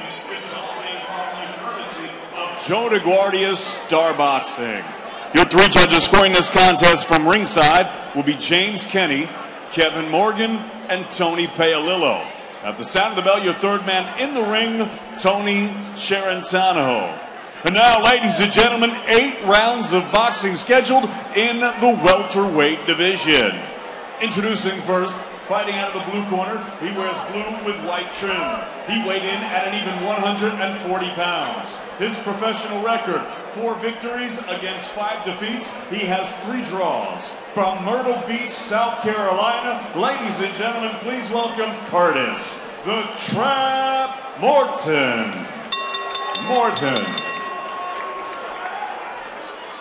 And his opponent across the ring fighting out of the red corner. He wears the red, white, and blue. He weighed in at a ready 140.8 pounds. His professional record, 11 victories, no defeats. He has 1 draw and 5 wins coming by way of knockout. Representing Universal Boxing from Queens, New York, ladies and gentlemen, Danny El Gallo Gonzalez.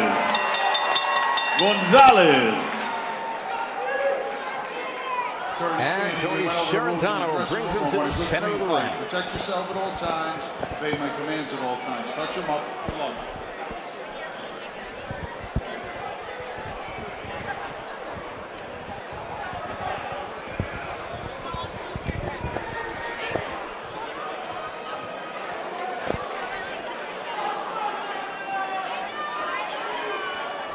Tony Sherentano telling Gonzalez, get back in the corner. Points to the timekeeper, and we are underway. 8 rounds in the junior welterweight division. Junior welterweight, super lightweight, 140 pounders. Daniel Gonzalez actually weighed in at 142. Curtis Morton weighed in at 141. Gonzalez was a Gold Glove semifinalist, had 70 amateur fights. Very interested to see how he performs tonight. Definitely had the crowd support early on. Curtis Morton with the blue trunks with the long white stripes, and Daniel Gonzalez with the fancier blue trunks with Gonzalez written on the back and those long socks. Don't see many fighters wearing those long socks anymore. Years ago they used to. Now they've basically gone away. A lot of fighters don't even wear socks in the ring. You know, Tyson, right. It goes old. Everything goes full circle. They all come back again. What goes out of style comes back in style. Years ago, it used to be one guy would wear black trunks, the other would wear white trunks. All the time, every fight. Black trunks, white trunks. Now it's all kind of designer trunks and everything. I actually like it. Nice body shots. Good body shots by Gonzalez. Both guys are very hard workers in the gym. I mean, I've seen Gonzalez work. He is one of those guys who just live in the gym. But Morton does the same thing. He said he's running all the time, training all the time. The only thing is, he has not been able to pull it off in his career the way he would have liked. 4 wins, 5 losses, 4 draws. Another guy who goes into so many backyards of the local favorites, gives a good account of himself, and then comes away on the short end of a decision. Split decision, majority decision, but this guy is tough.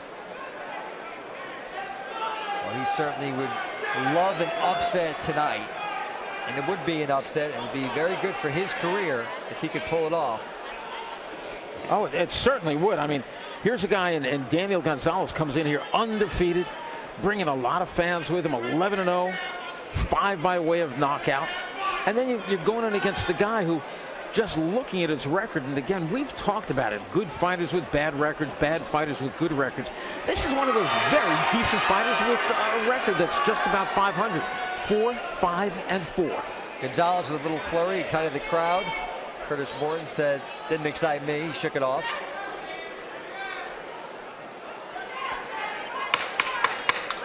Final seconds of round 1.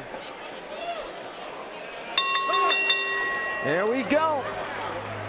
That's one of those feeling out rounds. You move this way, go that way. I'm going to touch you here, you touch me here. Right. I'm going to see what kind of speed you got. I'm going to test your power a little bit.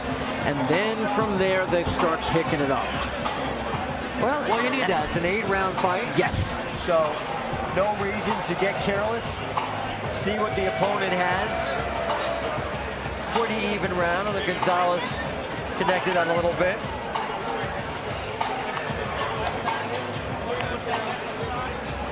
Gonzalez's corner. Listening intently, staring at his trainer. And right there he was told, shoot the right hand to the head, left hand to the body. Combinations, upstairs, downstairs, move it around. Very nice advice.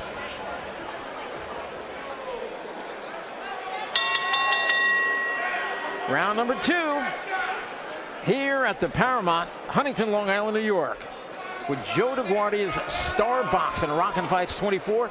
I'm Randy G, the commish, along with Jamie Stewart. It's been a great night of fighting so far. All good fights. Some young fighters showing what they're made of.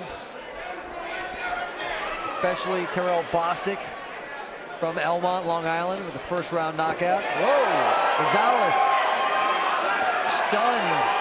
Nice body work. He went upstairs, and as Morton's protecting his head, Gonzalez working those body shots. Morton with another smile, but we talked about what happens when you smile. Whenever you smile, the judges look right at you. They know you felt it. Good movement from Gonzalez right now.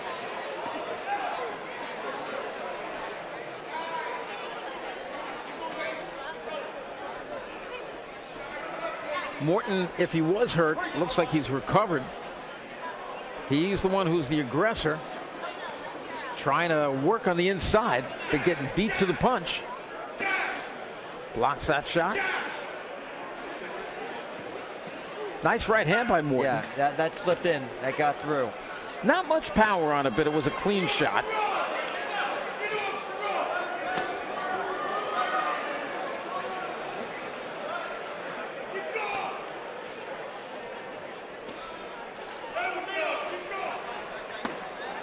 body shot by Gonzalez. Some of those body shots really are hard.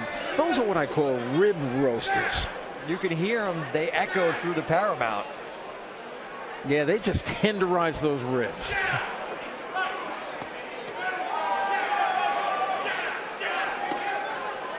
And he's shooting that right hand over and over again to that same spot. Let's see if he continues it. But this time it's Gonzalez who's under assault. And he comes back again with that right hand underneath. Looking for that right hand underneath to the same spot. Yeah, good action here now. Both fighters letting it fly a bit. This is quite unlike round number one, where they just kind of looked at each other, pawed at each other. This one, they stepped up the pace. Yeah. And the Paramount crowd now getting behind Danny Gonzalez. Oh, this place can get so loud, you can't even hear yourself think.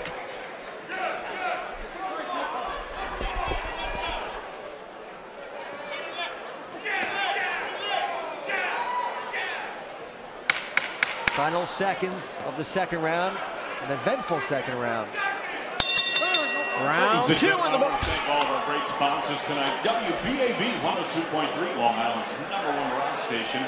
Modell Sporting Goods. You gotta go to let's Mo's. take a look Cactus. at action from round number two. Danny Gonzalez. Power play. Powering through. Don't Stun forget the one next there show here with at the the Paramount, left. August 13th. Gonzalez, Also, again, Mohegan nice Sun, body July shot. 23rd. Morton Don't had forget his this moments Saturday, Joe Smith in the Jr. second playing round. on Good NBC. combinations there, scoring some points. Not sure his power really affects Gonzalez, though. Some nice work there, but Picked up what some I of that call great the Star Star Boxing Boxing merchandise. truth cameras. They told the story right there. Looking into the corner of Curtis Morton. What would you tell Curtis Morton if you were in his corner? I would say on the outside, just move a little bit more. Don't stand in this guy's wheelhouse. Get outside a little bit more. I think you're a little bit faster than this guy. Use your speed on him, and on the inside, smother him. But don't stand in that wheelhouse, because Danny Gonzalez is a real fine counterpuncher. Sound advice. See, every time Morton pokes out with a shot of his, watch Gonzalez. He comes back, he tries to beat him to the punch. Gonzalez has deceivingly fast hands. Like that. See, and those punches, even though a lot aren't landing with power, they are landing and keeping Morton thinking on defense. See, right? Just like that.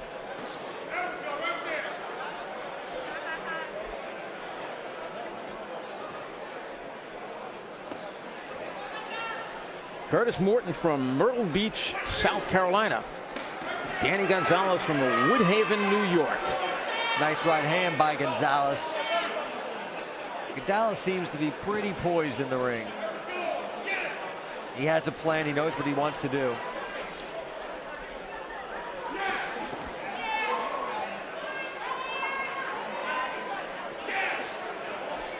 And Morton tried that shoulder roll, that Floyd Mayweather shoulder roll, which so many of the young fighters are doing nowadays. Some of them do it okay, but, you know, Floyd perfected it. Ali had his rope-a-dope. Mayweather's got his shoulder roll. They can do it. Doesn't mean anybody else can. Yeah, it looks nice, but you need to have the skill, too. Absolutely. The skill, the speed, the timing.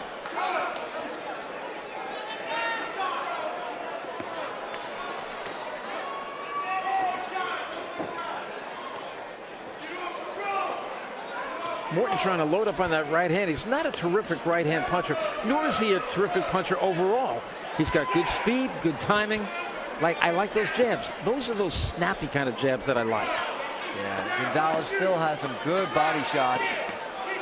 Gonzalez willing to mix it up. He's got Morton pinned on the ropes. Here in round number 3. This one's scheduled for 8 rounds in the junior welterweight division, super lightweight division, 140 pounds. Both fighters working very hard. And of course, probably the best guy in this division. 2 guys, Terrence Crawford and Victor Postol. Yes, 2 guys that Cleveland Shelton, the Hebrew Hammer, desperately wants to face. Yep. And there's another guy, too, by the name of Adrian Broner. I would love to see Cletus Selden face Adrian Broner. Final seconds of the round.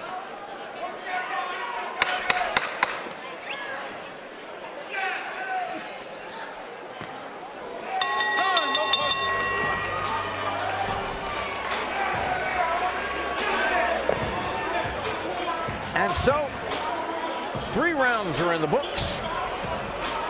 This is scheduled for 8 rounds in the 140-pound division. Daniel Gonzalez against Curtis Morton. And so far, it's been a close fight with Daniel Gonzalez, we think, controlling much of the action. And with his pressure, his boxing, his counterpunching, and a lot of vicious right hands to the body. Yeah, you got to think those body shots will eventually take their toll. Late breaking news out there. Vinny Matalone in the house. Give him a nice round of applause. Vinny Matalone out there, ladies and gentlemen. Gonzalez really getting hurt at all so far in this fight. He's up and ready for round 3.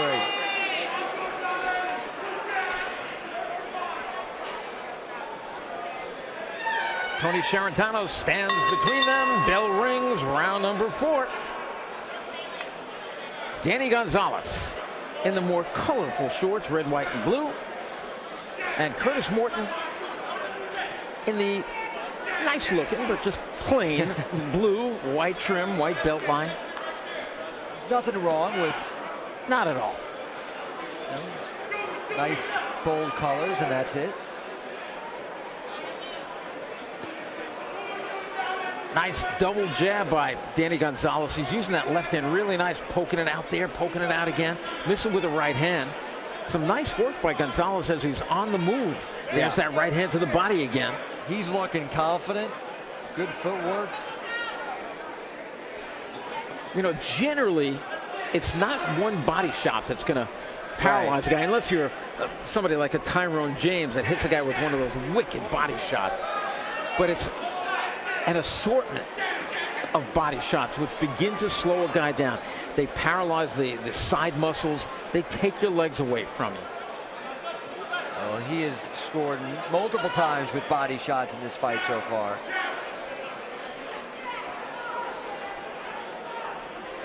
He seems to have ramped up the action here in this round.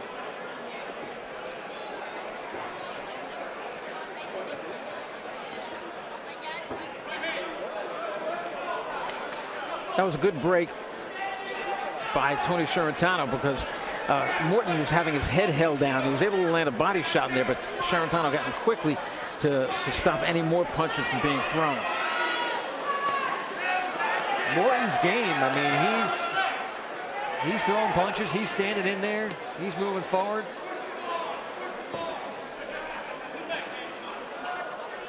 See, it's those shots, the 1, 2, 3. The combinations that Danny Gonzalez is throwing. Many are landing, some are landing on the arms, but he's a busier fighter, and that's what's going to win him this fight if he keeps doing that. He's won every round in my book. Same here on my scorecard. I don't know how you're scoring it at home, but you got to kind of figure that it's stuff like that. Triple jabs by Danny Gonzalez, right hand to the head. Then he moves and he sets up again. He walks into a shot, but then he comes back with a few more of his own. So he might be eating one, but he's landing a lot more than he's taking. Yeah, he doesn't seem to be affected by any of Morton's punches as we wind down to this round.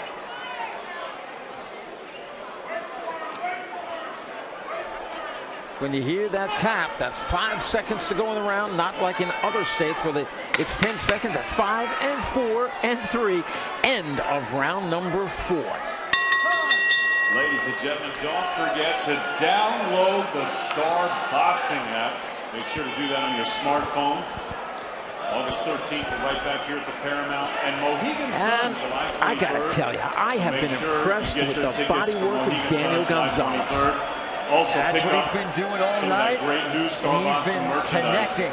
And again, and like you said, maybe it's not one, maybe it's not two, but every round, Gonzalez, you know, he eventually gets to that body, gets to the ribs, slowly slows down Morton. Oh, look, see, those kind of shots. You see basically the side cave in. And see, that was a foul blow, but it wasn't intentional because Morton was turning a little bit, and he kind of walked into the shot. Referee Sherentano saw that, and he didn't say anything because he shouldn't have, because it was a clean blow. One of the best in the business, Tony Sherentano. Here's we start round number 5.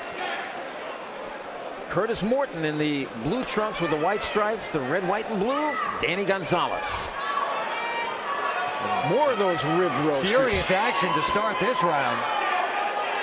Danny staying down at the body, basically. He goes downstairs, goes upstairs with one shot just to keep Morton honest. But he is really committed to the body work right now.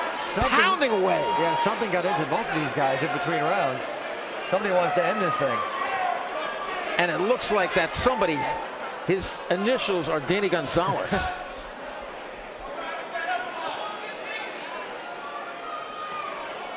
Gonzalez just keeping the pressure on, keeping Morton on the ropes. Or is Morton electing to fight off the ropes? If it is Morton that's deciding, it's a bad move because he's eating a lot more than he's given. And he's not the kind of puncher where if he lands one shot every 10 or so, he could really hurt somebody. He is not a big puncher. And he's got to get off the ropes. If I was in his corner, I'd be screaming at him, get out of there. It's been the full minute on those ropes. He's hanging in there. And Gonzalez again digs down to the body. Again to the body. Now leans on him, pushes him against the rope.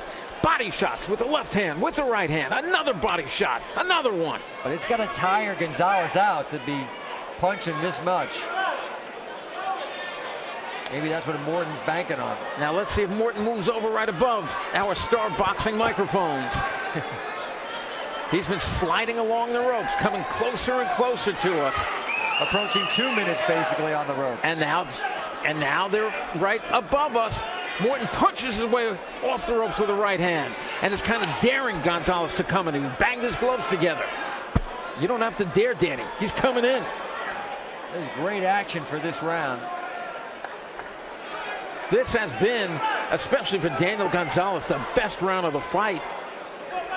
He is just pouring on the pressure. Head shots and mainly body shots. This is called conditioning. But there's still 3 rounds to go. I've seen guys all of a sudden, the bottom fall right out. 1 second. And then what's happened to former heavyweight champion Tommy the Duke Morrison?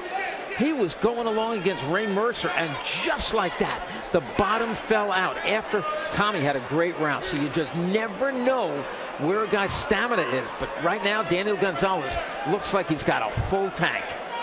It is not easy to throw as many punches as Gonzalez has had this entire round and still be looking good, which he is. Gonzalez for a moment had his back to the rope, pushed his way off and backs Morton. And now he says, no, come out here. Stand on those tired legs. Very, very good move by Gonzalez. End of round number 5. Very, very busy round for Danny Gonzalez. Impressive that Morton was able to survive that round because he basically spent the majority of it against the ropes, and Gonzalez once again doing his body work. Absolutely. Watch these shots. He works up. He works down. And Morton sat there and he took it. It was almost like he was trying to find an opening. He never could find an opening. Gonzalez was more than happy to keep punching. Great conditioning by Gonzalez the whole round. This is where I wish I had, sometimes I bring counters with me. I put one in my left hand and one in my right hand, and I will count shots by a guy. I bet you that was a 100 punch round. Most fighters do not throw 100 punches in a round. That, I think, was a 100 punch round from Danny Gonzalez, round number 6. Let's see how he responds this round, if he sort of takes a round off or not. And it's funny, if you're scoring, and I always ask my judges this, and I'm going to ask you this. If you're one of the many fans out there who sit there with a scorecard and you go 10-9, 10-9, 9-10, what does a 10-9 round mean? It means a guy won the round. But how about this, where a guy doesn't get decked, but really gets chewed up, just the way I thought that Morton got chewed up and really outpunched. Can that be a 10-8 round? Think about it. You got the points. Why not use them?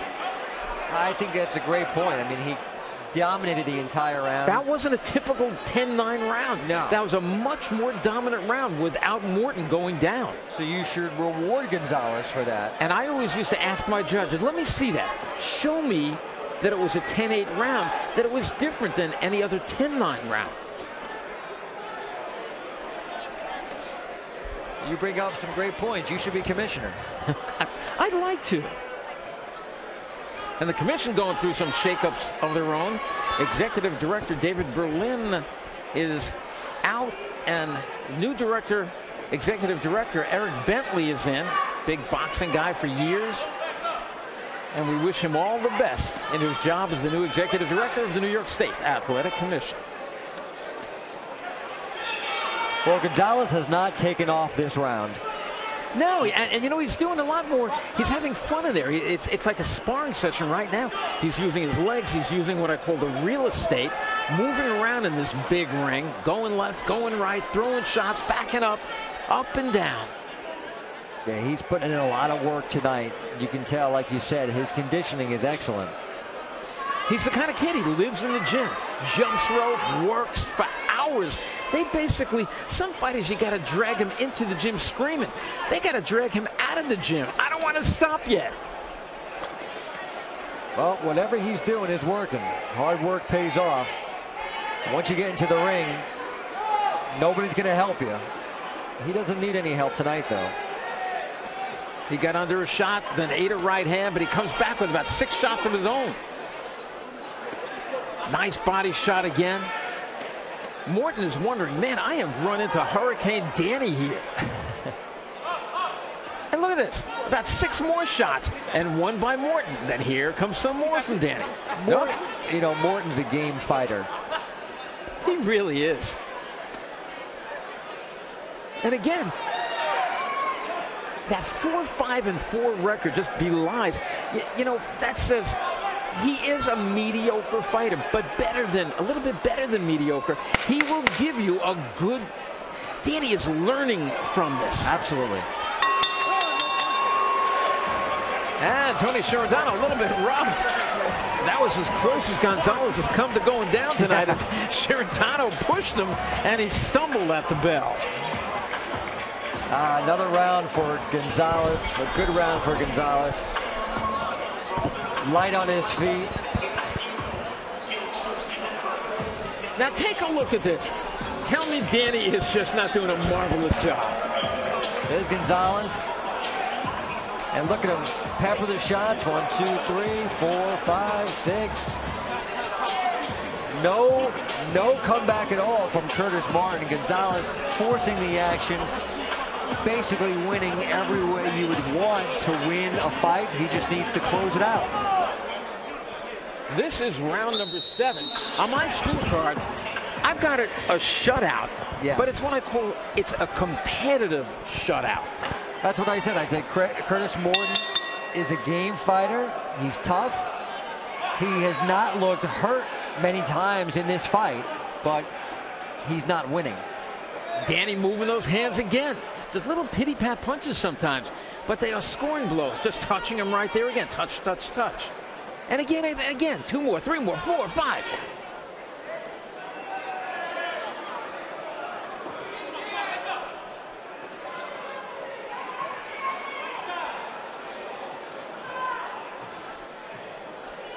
It's just like Morton is in there with a swarm of bees all over, just stinging him from every angle.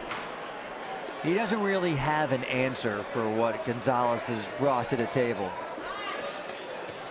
But he's standing there. Yeah, and even when he comes back, when Morton tries to throw 2 punches, Danny counter punches him and doesn't do it once. Comes back with several shots. I think if you talk to Danny after this fight, assuming he wins the fight, he would say that Morton's a tough guy. It's tough to put him down, and he's in good condition, and he knows what he's doing. The only way Danny can lose this fight is if he gets caught with just the punch of the year. There is just no way he's losing a decision here. And if he does lose the decision, the judges who scored it for Morton have to be removed from their position. Can't happen. I mean, this is boxing. We've seen some crazy things, but I would agree with you. Yes, we have seen crazy things. This would be, I think, the craziest we have ever seen if Morton wins. Morton has given a good account of himself. He's trying against a guy who's just developing all the way. And it's got to be a very frustrating night for Morton as he keeps eating left hand after left hand. See, and he comes back. He's got heart. He's got courage. But he just cannot handle this Hurricane Danny. No, I think you're exactly right. Gonzalez is putting forth a great effort and better execution. And he's pressing the action. I mean, he clearly has this fight run, but he's not running away from the action. He's still pressing the action. He's doing what got him the lead in the first place. Final seconds of the 7th round. And you have to wonder, if you're in the corner of Danny Gonzalez, do you tell him go out there and keep doing what you're doing? Go out there and try for a knockout? Or do you tell him you've won all the rounds in the fight? Do not get close to this guy. Make it the Danny Gonzalez Invitational track meet for round number 8. I'm not sure if that's the way he fights, but we'll see. We will find out as we head to the bell. Round number 7, put it in the books.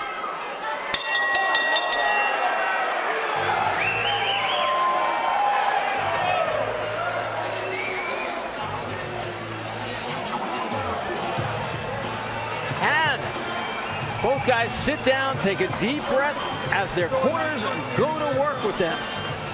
Danny Gonzalez. I thought it was a nice flurry at the end of the round for both fighters. This is clearly a fight that Danny Gonzalez is winning. This is the end of the round here. Gonzalez looking pretty much the coach for the final couple of seconds. Morton not exactly letting him coach, so they both went into it a little bit. Let's see if we catch that end, that final right hand of bang, just at the bell. Morton got in maybe his best punch of the fight. 1 round to go, 3 more minutes. Here we go. I don't think there's any question. The only question is what his corner, what Gonzalez's corner is going to tell him. There we go. You know what? I've seen guys touch gloves. It's been a long time since I've seen one guy hug the other guy before the start of the final round. And by the way, you don't have to touch gloves if you don't want to.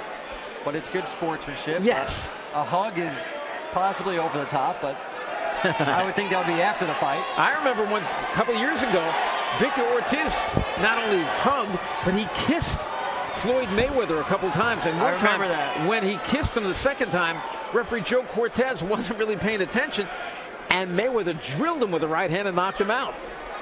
Oh, I remember that well. Mayweather said, hey, protect yourself at all times. That's what you're taught, right? Right. And I once asked Victor Ortiz, what was with that makeup session you were having? He said, I don't know what got into me. I felt that he thought that I was headbutting him on purpose. I wasn't, and I just wanted him to know that I wouldn't do something like that. So I just, out of respect, I gave him a little kiss on the cheek. Yeah, Floyd gave him a kiss goodnight. Yeah, really. Well, Gonzalez is not staying away from him. He's doing what he did to get the lead. Exactly. It has not changed whether this is a 6-rounder, 8-rounder, or it is an 8-rounder. He is still trying, and I think he's actually trying for a knockout.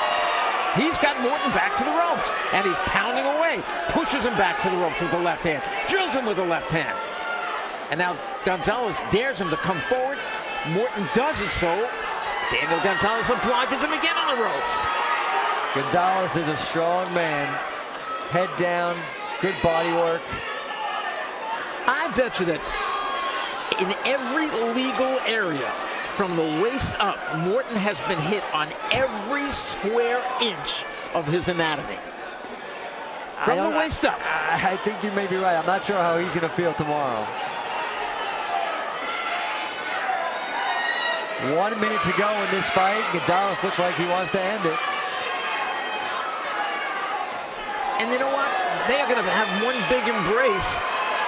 Morton's got to be thinking, thank God this fight is over. I give him credit, though. Yes. He stood toe-to-toe.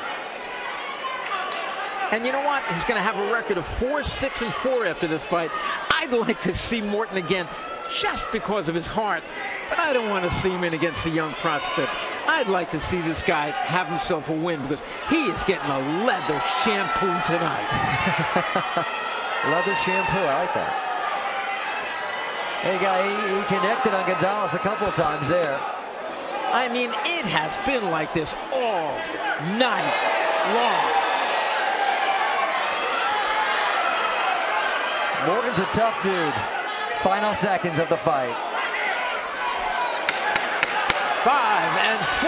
We are winding it down, put it in the books. A big victory for Danny Gonzalez in an action-packed fight. You know they're going to hug. They touch gloves. There's the hug. Unbelievable how many punches they threw tonight. And they have a hug for each other.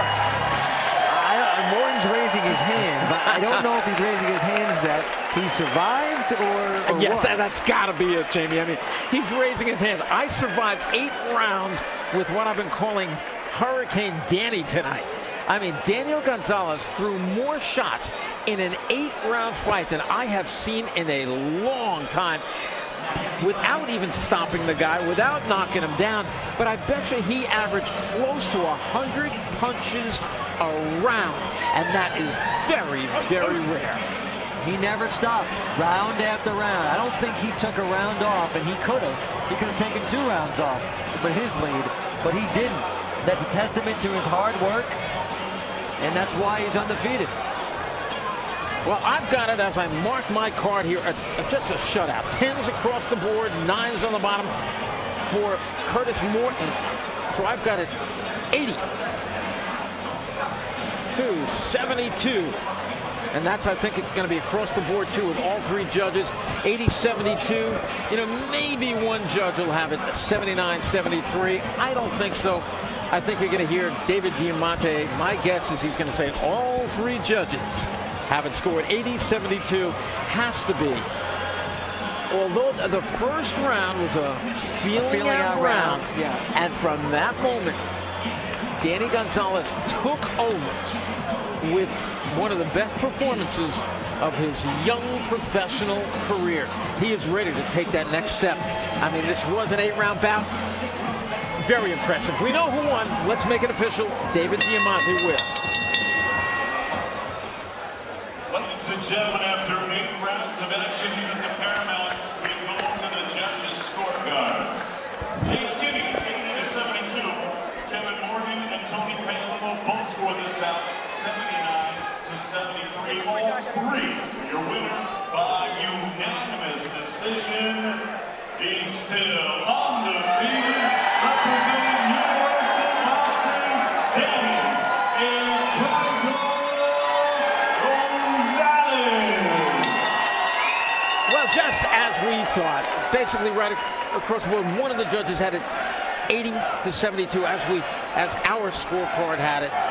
And of course, one of the rounds, it could have been the first round, might have been the second, nothing after that, but a lot of heart from Curtis Morton. And Danny Gonzalez showed a lot of talent. Kara Castronova is up in the ring. Let's take a look at the replay right here. Bang, that was almost a knockdown, Jamie. Yeah, this is a dominating performance by Gonzalez, and he deserved a victory. And let's head to the ring with Kara and hear from the winner.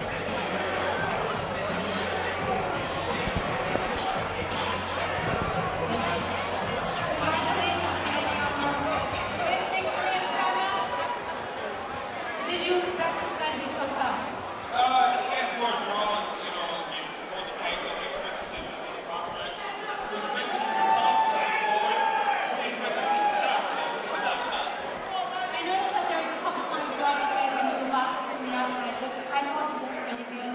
Do you prefer to box from the inside? You know, I like to just win, so whatever it takes to win. And in this case, I was not doing well on the inside, but I stepped back into my bag. I just went on A, B, C, D. We always go to game plan, so I use my boxing game plan.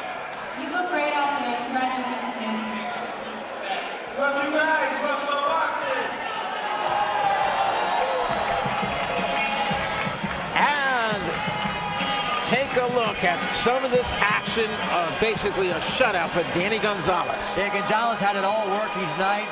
the body shots to the head. He had the conditioning done. This was a complete shutout by Gonzalez. This is the reason why he's undefeated, why Long Island is starting to hear his name. Well done job by Danny Gonzalez tonight. Danny Gonzalez ups his record with a near shutout, 12-0-1 right now.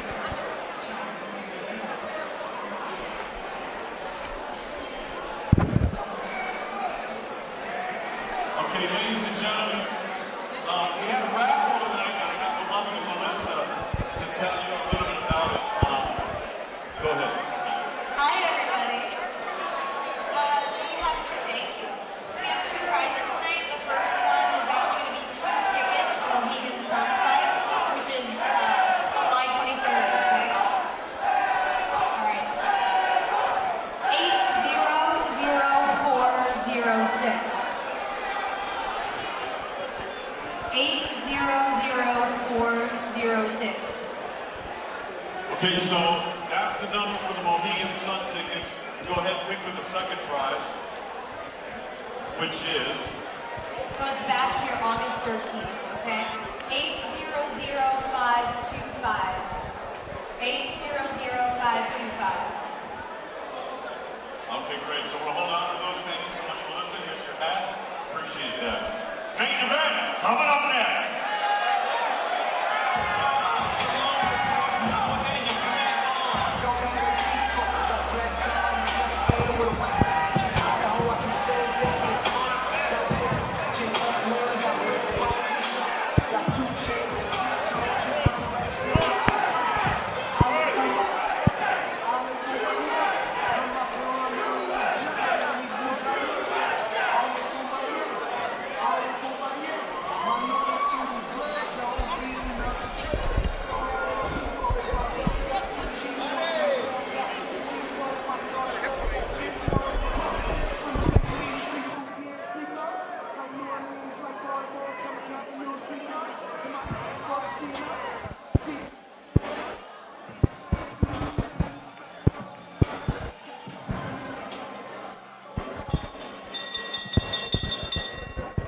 Ladies and gentlemen, please rise and remove your hats for tonight's presentation of Colors, presented by the New York City Joint Service Color Guard.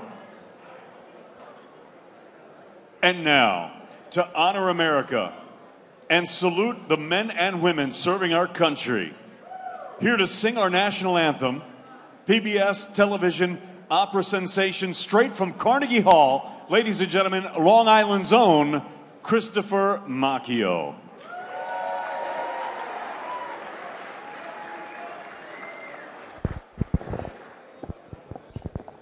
Oh, say, can you see by the dawn's early light what so proudly we hailed at the twilight's last gleaming, whose broad stripes and bright stars through the perilous fight for the ramparts we watched were so gallantly streaming when the rockets rang,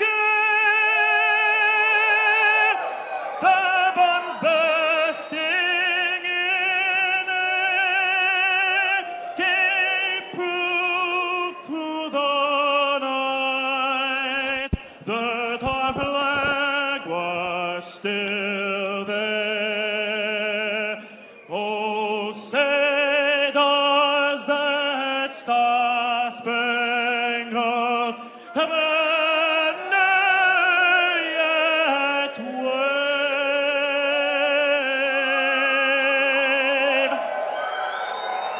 for the land of the free,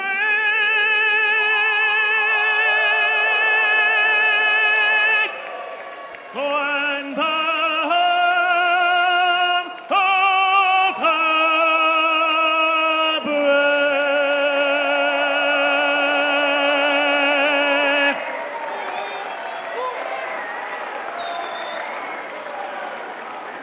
Christopher Macchio.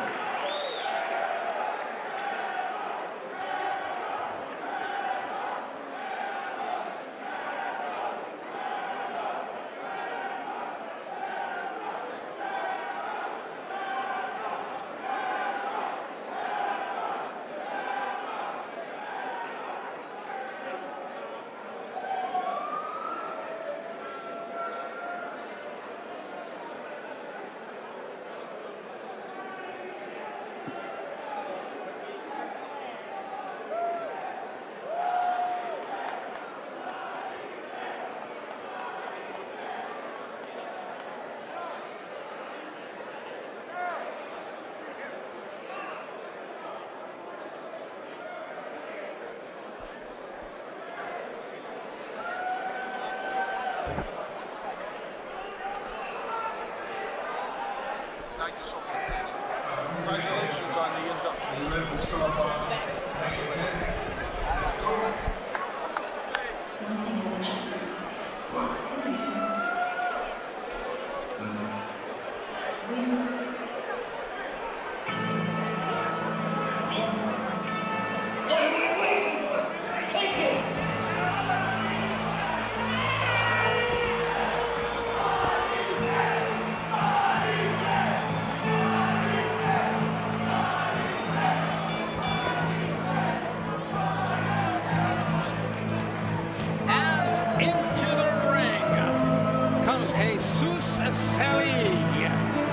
Says he's had more time to train for this fight than at any time in his career.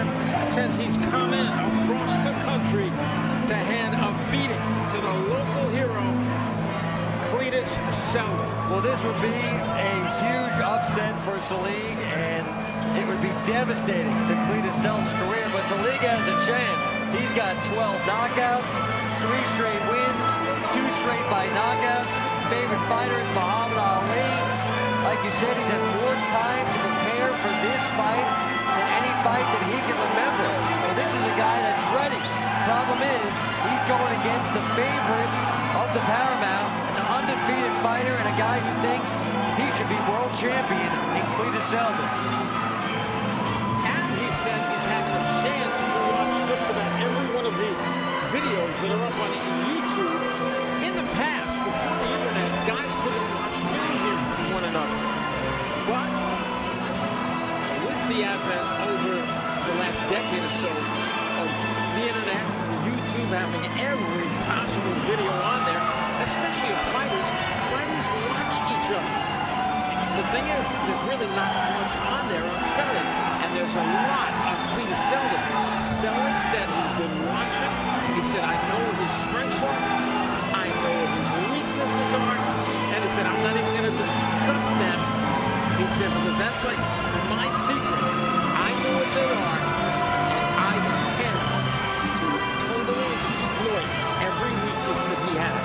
Well, it's nice to say that. It's nice to watch YouTube clips, but he's never felt the power of Cletus Selden, so we'll see what happens when he does. But he's certainly not lacking for confidence. He's coming into hostile territory, trying to pull off a big upset here.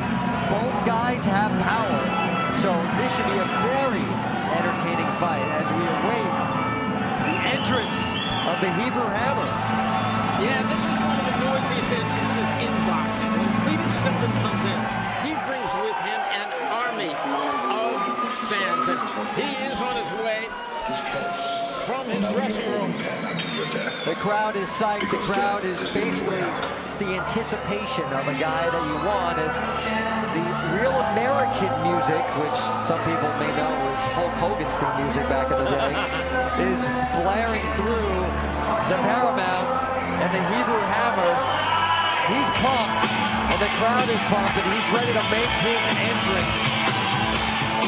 18-0 is Cletus Selden. And you're probably, I don't know if he's going to be wearing that red, white, and blue bandana, but he loves that red, white, blue bandana. And here he comes now. Feels like he's been running away with all the time expected to go towards the board. Nobody's better than George. Feels like he's standing alone.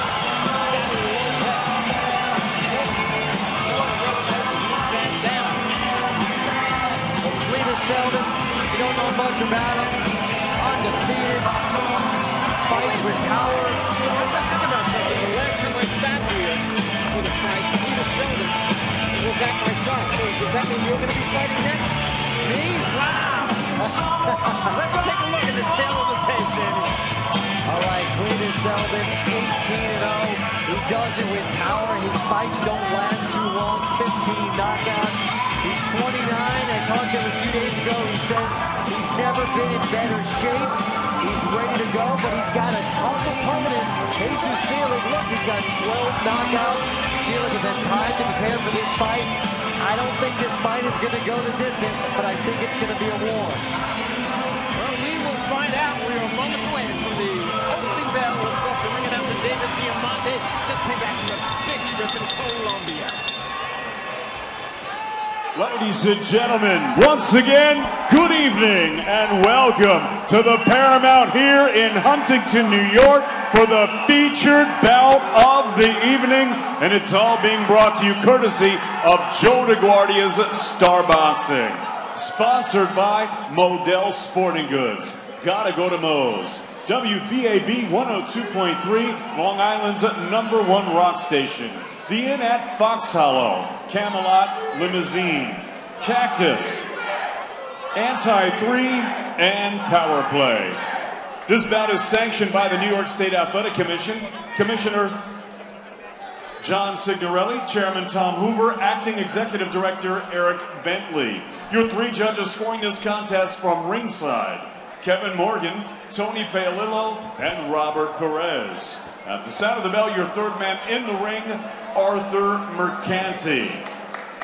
And now, ladies and gentlemen, 10 rounds of boxing scheduled in the junior welterweight division. Introducing first, fighting out of the blue corner, he wears silver and green. He weighed in at 139.8 pounds. His professional record, 13 victories, 3 defeats. He has 1 draw and 7 wins coming by way of knockout. From Douglas, Arizona, ladies and gentlemen, please welcome Jesus Chino Seelig.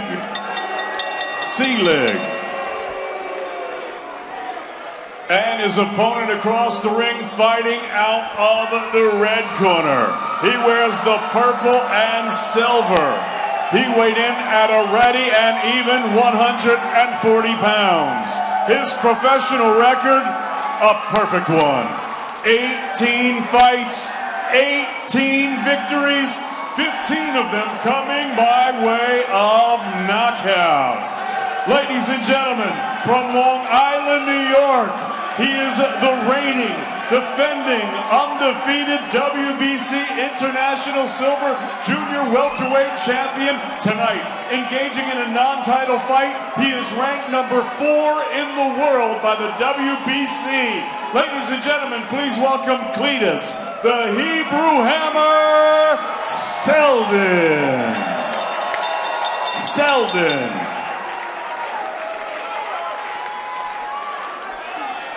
Good evening, gentlemen. We went over the rules early in the night. I expect a nice, clean fight. Obey my commands at all times. Good luck to the both of you. And here we go. Referee Arthur Mercanti gave them their instructions. He had already given them their instructions in detail in the dressing room a little while ago. And just making sure they understand those rules. Here we go. As a chorus of hammer comes through the crowd here at the Paramount. 2 right-handers in the ring. Cletus, the Hebrew Hammer Seldon, in the purplish blue trunks with the white stripe, and Jesus Seelig, who says he's never been in better shape. I think he's still going to be making a mistake if he wants to stand there and taste the power of the Hebrew Hammer, who can hit hard, one-shot knockout power, either hand, the left hook or the right hand. Absolutely. You do not want to trade punches with Cletus Seldon. Seelig is on a 3-fight win streak, has won his last 2 fights by knockout, going down to Mexico, beating some of the local heroes down there by stoppage. Couple good shots by Seldon getting through already.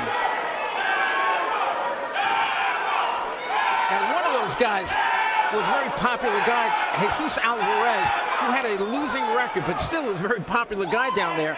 And many people thought he was going to be able to really reverse the losing streak he was on. He could not do it against Selig.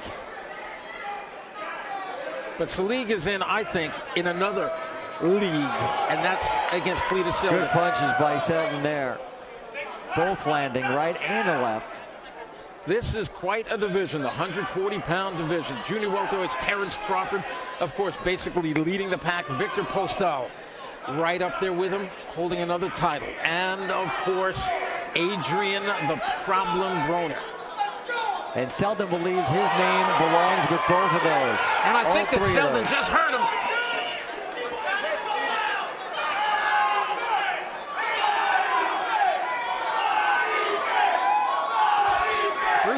Seldon just came back. Cletus Seldon just came back from a training camp in Florida where Pete Brodsky worked him out harder than he said he's ever worked him out before. And you can just look at Seldon's chiseled body. I was at his gym the other day, and he is just a specimen. And he's taking this dead seriously, as he should, because he feels this is his time. He deserves to be mentioned among boxing's best.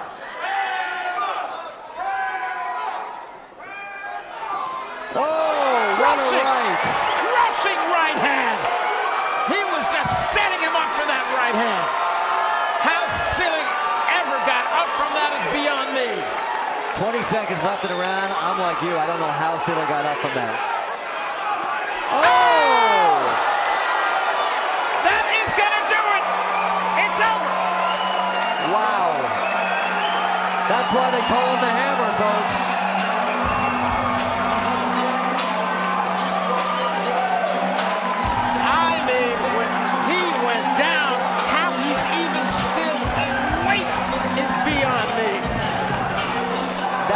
You don't get from YouTube. No, you can watch all the YouTube you want, but again, and we say this all the time, and it really has a lot of meaning. Mike Tyson always said you can have all the fight plans you want. All that goes out the window when you get hit. I thought the first knockdown was devastating. The second was even better. And I think Cletus Seldon just put an exclamation point on what he wants to tell the boxing world. And here we go. Let's take a look. Crushing right hand down. That's knockdown number one. Give Selig credit for coming up from that knockdown. If we take another look at it, what a right cross from Cletus Seldon. Boom. But Selig got up. Unfortunately, that really wasn't a smart idea because a few seconds later, boom! Once again. I mean, Seldon could not have hit a heavy bag any harder than he just hit Jesus Selig. All that hard work pays off. The Hebrew Hammer legend continues to grow. Let's go up to David Diamante and put this one in the books. Ladies and gentlemen, referee Arthur Mercanti calls a halt to this contest. The official time of the stoppage, 2 minutes and 49 seconds of the very first round. Your winner by knockout. He's still undefeated from Long Island, New York, Cletus, the Hebrew Hammer, Seldon. Cletus Seldon left no doubt. He is rated number 4 in the WBC. A happy Cletus Seldon, who all day has been wearing this fight face. He's now got a smile face on, and he's smiling with Cara Castronova right now. Cara? Cletus, that was your 14th win here at the Paramount, I think your 13th knockout.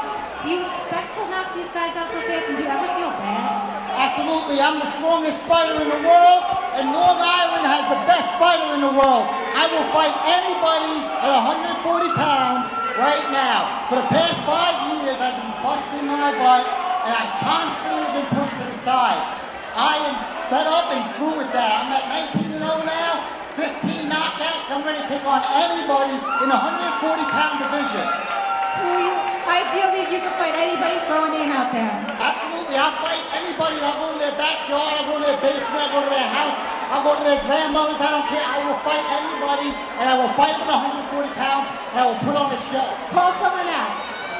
John Molina just fought Ruzak Vakakov, #1 contender. I will bust him up, and I will knock him out. Crawford Postal, I want the winner of that fight as well. If he goes out there and Postal wins, I will get out there and I'll knock him out. I'll go to Russia. If Crawford wins, I'll go down where he's from in Nebraska. I don't care. I want to fight the best fighters in the division, and I'm ready for that time.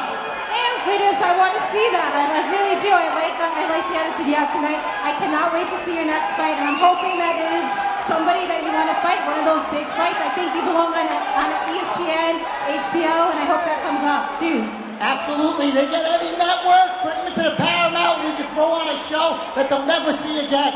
Everybody will come out here and be proud and excited and raised up to see somebody from Long Island, somebody from New York that had nothing, came back and showed the world that we are #1 in the world, baby. Congratulations, Cletus. Amazing knockout, spectacular.